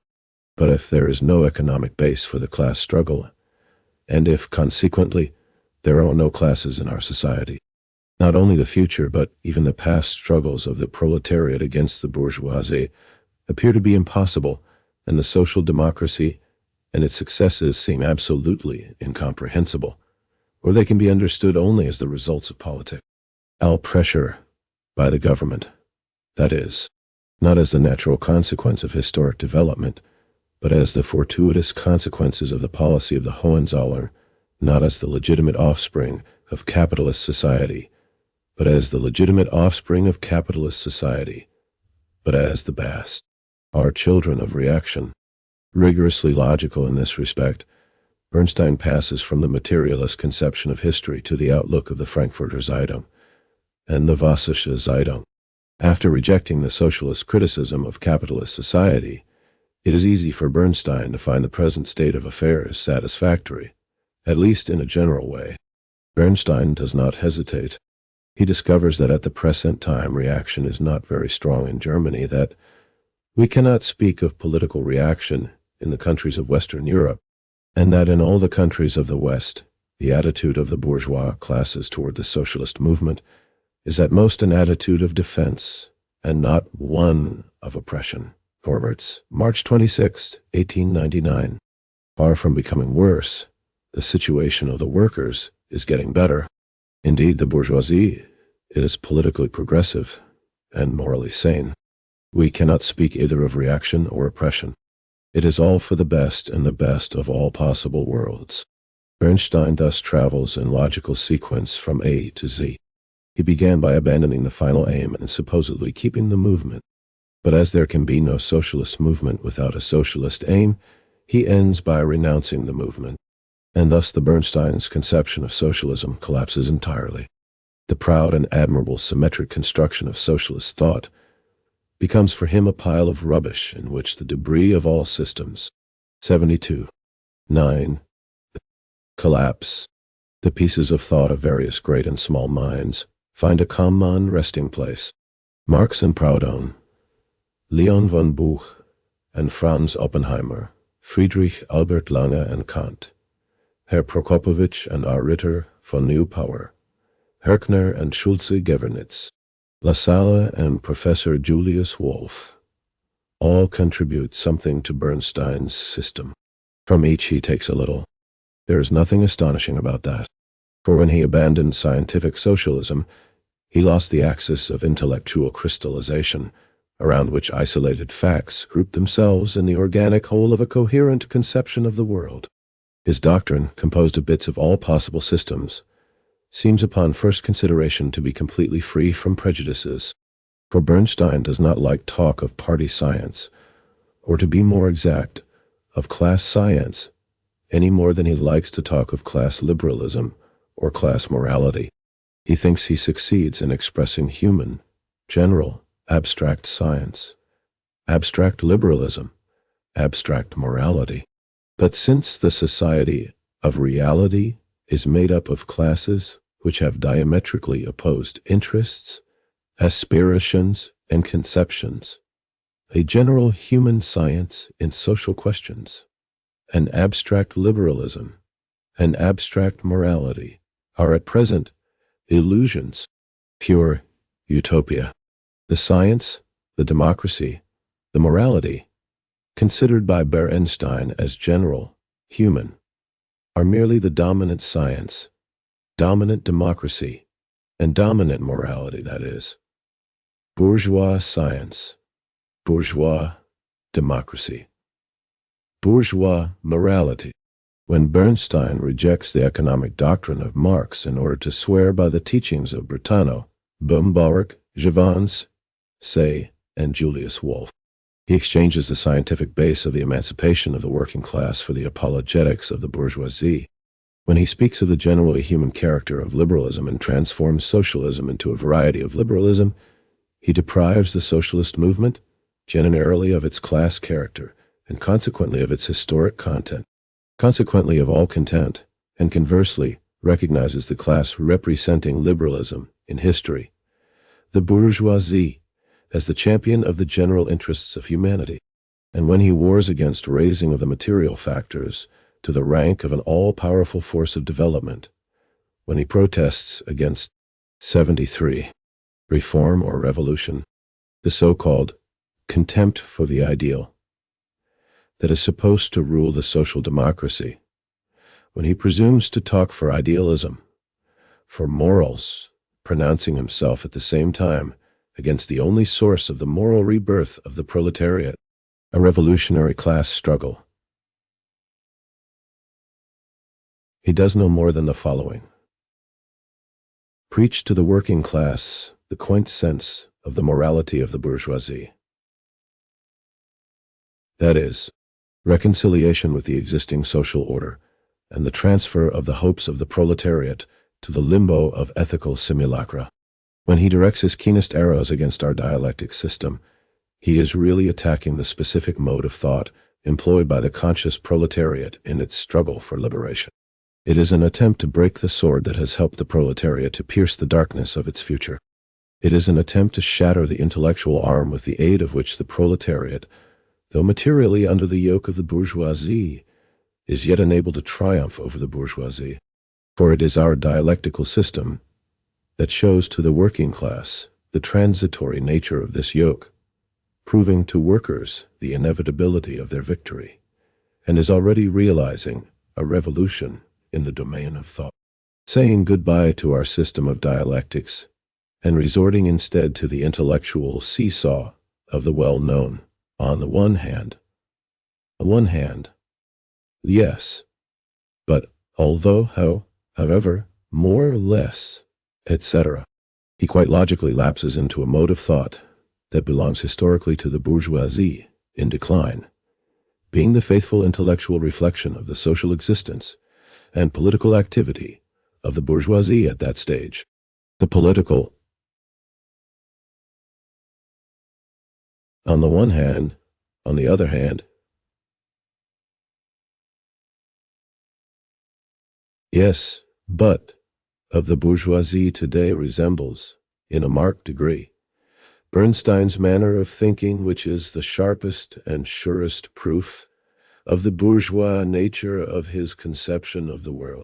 But, as it is used by Bernstein, the word bourgeois itself is not a class expression, but a general social notion, logical to the end he has exchanged, together with his science, politics, morals, and mode of thinking, the historic language of the proletariat for that of the bourgeoisie, when he uses, without distinction, the term citizen in reference to the bourgeois as well as to the proletarian, intending thereby to 74.9 collapse, refer to man in general.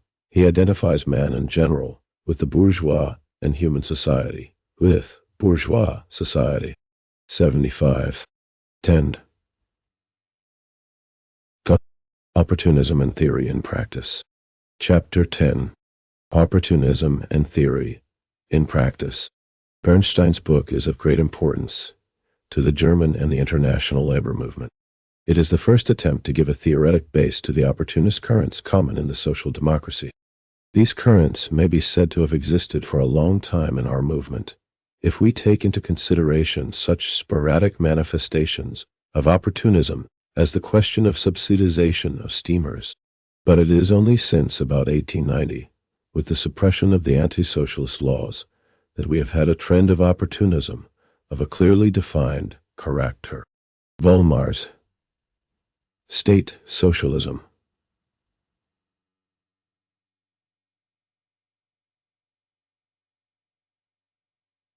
The vote on the Bavarian budget.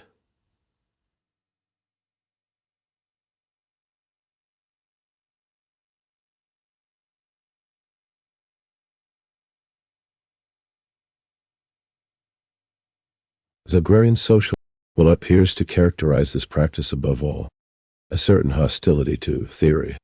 This is quite natural, for our theory, that is, the principles of scientific socialism, impose clearly marked limitations to practical activity, insofar as it concerns the aims of this activity, the means used in attaining these aims, and the method employed in this activity. It is quite natural for people who run after immediate practical results to want to free themselves from such limitations and to render their practice independent of our theory. However, this outlook is refuted by every attempt to apply it in reality. State socialism, agrarian socialism, the policy of compensation, the question of the army, all constituted defeats to our opportunism. It is clear that if this current is to maintain itself, it must try to destroy the principles of our theory and elaborate a theory of its own. Bernstein's book is precisely an effort in that direction. That is why Stuttgart, all the opportunist elements in our party, immediately grouped themselves around Bernstein's banner.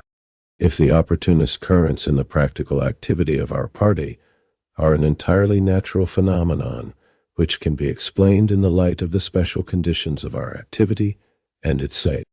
77. Reform or revolution. Development. Bernstein's theory is no less natural. An attempt to group these currents into a general theoretic expression, an attempt to elaborate its own theoretic conditions, and the break with scientific socialism. That is why the published expression of Bernstein's ideas should be recognized as a theoretic test for opportunism and as its first scientific legitimization. What was the result of this test? We have seen the result. Opportunism is not a position to elaborate a positive theory capable of withstanding criticism. All it can do is to attack various isolated theses of Marxist theory, and just because Marxist doctrine constitutes one sole idly constructed edifice, hope by this means to shake the entire system from the top to its foundation. This shows that opportunist practice is essentially irreconcilable with Marxism. But it also proves that opportunism is incompatible with socialism, the socialist movement, in general, that its internal tendency is to push the labor movement into bourgeois paths, that opportunism tends to paralyze completely the proletarian class struggle. The latter, considered historically, has evidently nothing to do with Marxist doctrine. For, before Marx, and independently from him, there have been labor movements and various socialist doctrines, each of which, in its way, was the theoretic expression corresponding to the conditions of the time, of the struggle of the working class for emancipation. The theory that consists in basing socialism on the moral notion of justice, on a struggle against the mode of distribution, instead of basing it on a struggle against the mode of production. The conception of class antagonism as an antagonism between the poor and the rich, the effort to graft the cooperative principle on capitalist economy, all the nice notions found in Bernstein's doctrine, already existed before him, and these theories were, in their time, in spite of their insufficiency, effective theories of the proletarian class struggle. They were the children's 7-league boots, thanks to which the proletariat learned to walk upon the scene of history. But after the development of the class struggle and its reflex in its social conditions had led to the abandonment of these theories, and to 78. And opportunism and theory in practice. The elaboration of the principles of scientific socialism. There could be no socialism, at least in Germany, outside of Marxist socialism, and there could be no socialist class struggle outside of the social democracy. From then on, socialism and Marxism, the proletarian struggle for emancipation, and the social democracy were identical. That is why the return to pre-Marxist socialist theories no longer signifies today a return to the 7-league boots of the childhood of the proletariat, but a return to the puny, worn-out slippers of the bourgeoisie. Bernstein's theory was the first, and at the same time the last attempt to give a theoretic base to opportunism. It is the last because in Bernstein's system, opportunism has gone, negatively, through its renunciation of scientific socialism, positively through its marshalling of every bit of theoretic confusion possible, as far as it can. In Bernstein's book, opportunism has crowned its theoretic development, just as it completed its practical development in the position taken by Schiphol on the question of militarism, and has reached its ultimate conclusion. Marxist doctrine can not only refute opportunism theoretically, it alone can explain opportunism as an historic phenomenon in the development of the party. The forward march of the proletariat on a world historic scale to its final victory is not, indeed, so simple a thing. The peculiar character of this movement resides precisely in the fact that here, for the first time in history, the popular masses themselves, in opposition to the ruling classes, are to impose their will, but they must effect this outside of the present society, beyond the existing society. This will the masses can only form in a constant struggle against the existing order. The union of the broad popular masses with an aim reaching beyond the existing social order, the union of the daily struggle with the great world transformation, that is the task of the social democratic movement, which must logically grope on its road of development between the following two rocks: abandoning the mass character of the party, or abandoning its final aim, falling into bourgeois reformism, or into sectarianism, anarchism, or opportunism. In its theoretic arsenal, Marxist doctrine furnished, more than half a century ago, arms that are effective against both of these two. 79. Reform or revolution? Extremes. But because our movement is a mass movement, and because the dangers menacing it are not derived from the human brain, but from social conditions, Marxist doctrine could not assure us, in advance and once for always, against the anarchist and opportunist tendencies. The latter can be overcome only as we pass from the domain of theory to the domain of practice, but only with the help of the arms furnished us by Marx. Bourgeois revolutions, wrote Marx,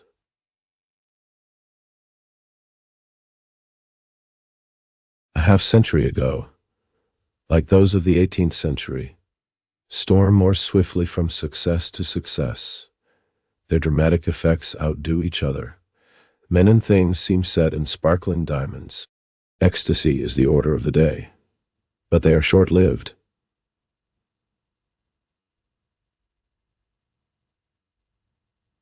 Soon they have reached their zenith, and a long Katzenjammer.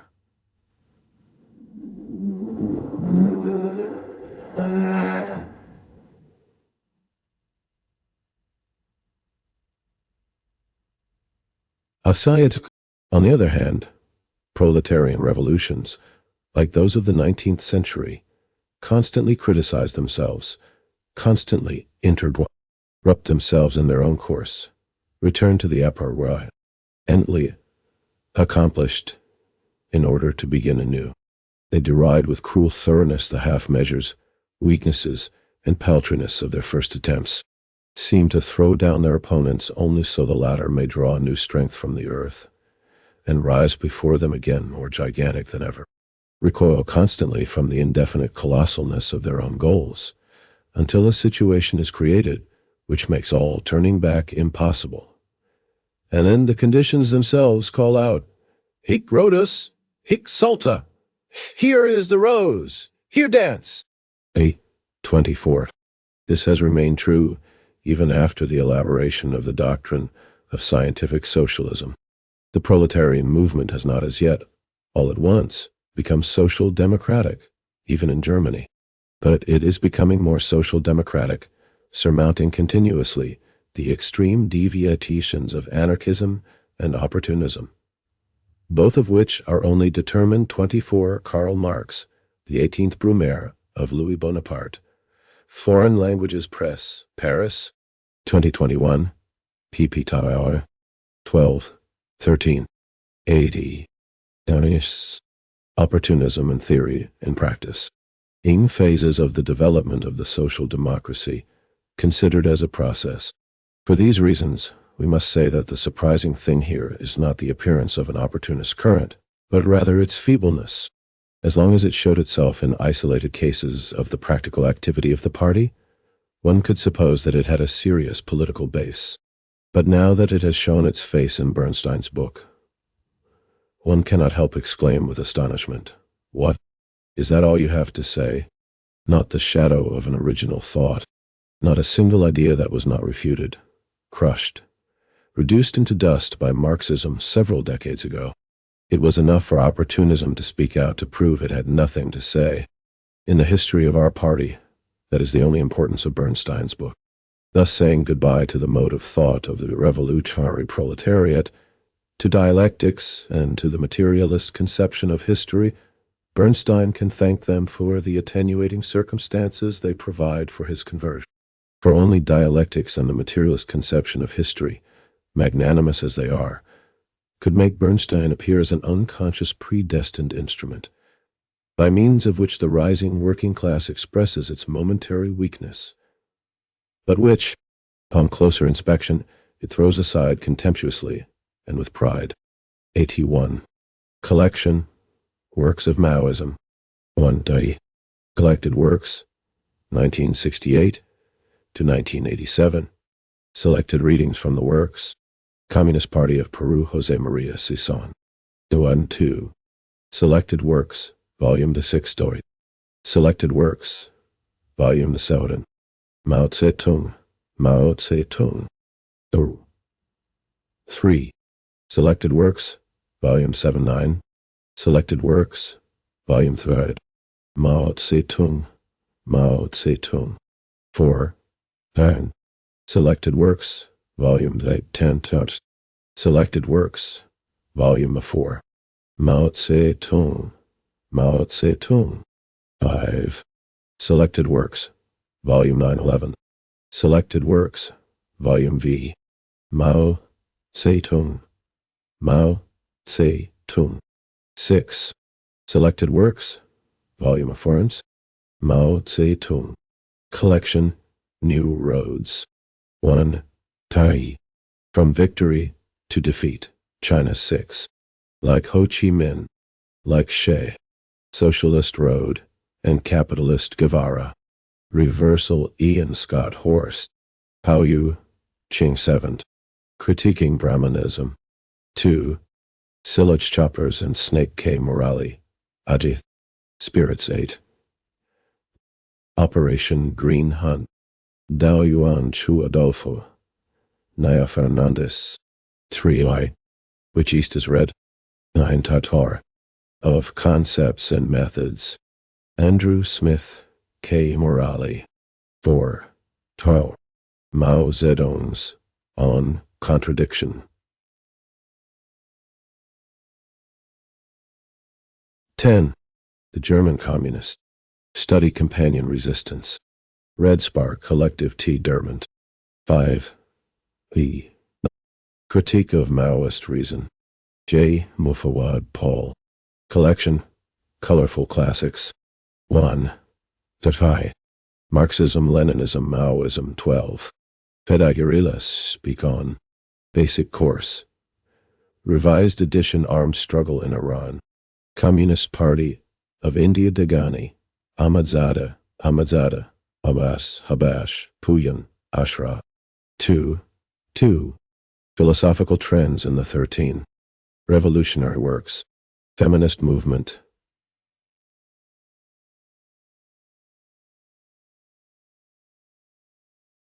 Seamus Costello. Anuradha Gandhi. 14.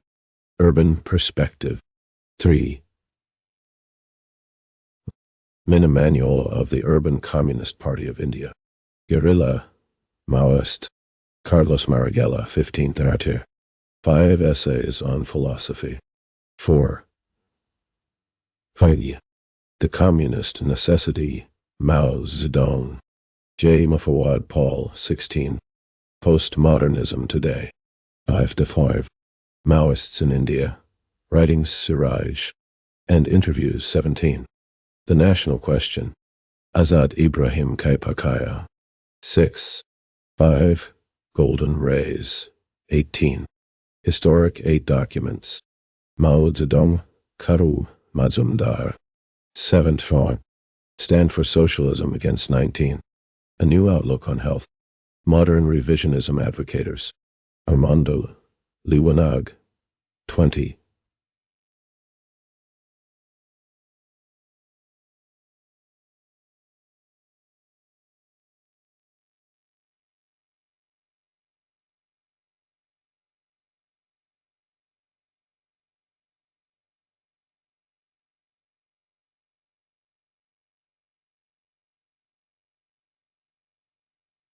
Basic Principles of Marxism. 8. Strategy for the Liberation Leninism. A Primer. of Palestine, Jose Maria Sison. Phelp 21 Art. Toward a scientific analysis of 9 Taos against Avakianism, the gay question. Agith, Los Angeles Research Group. 10. Specific characteristics of R22. Activist study. Erlang.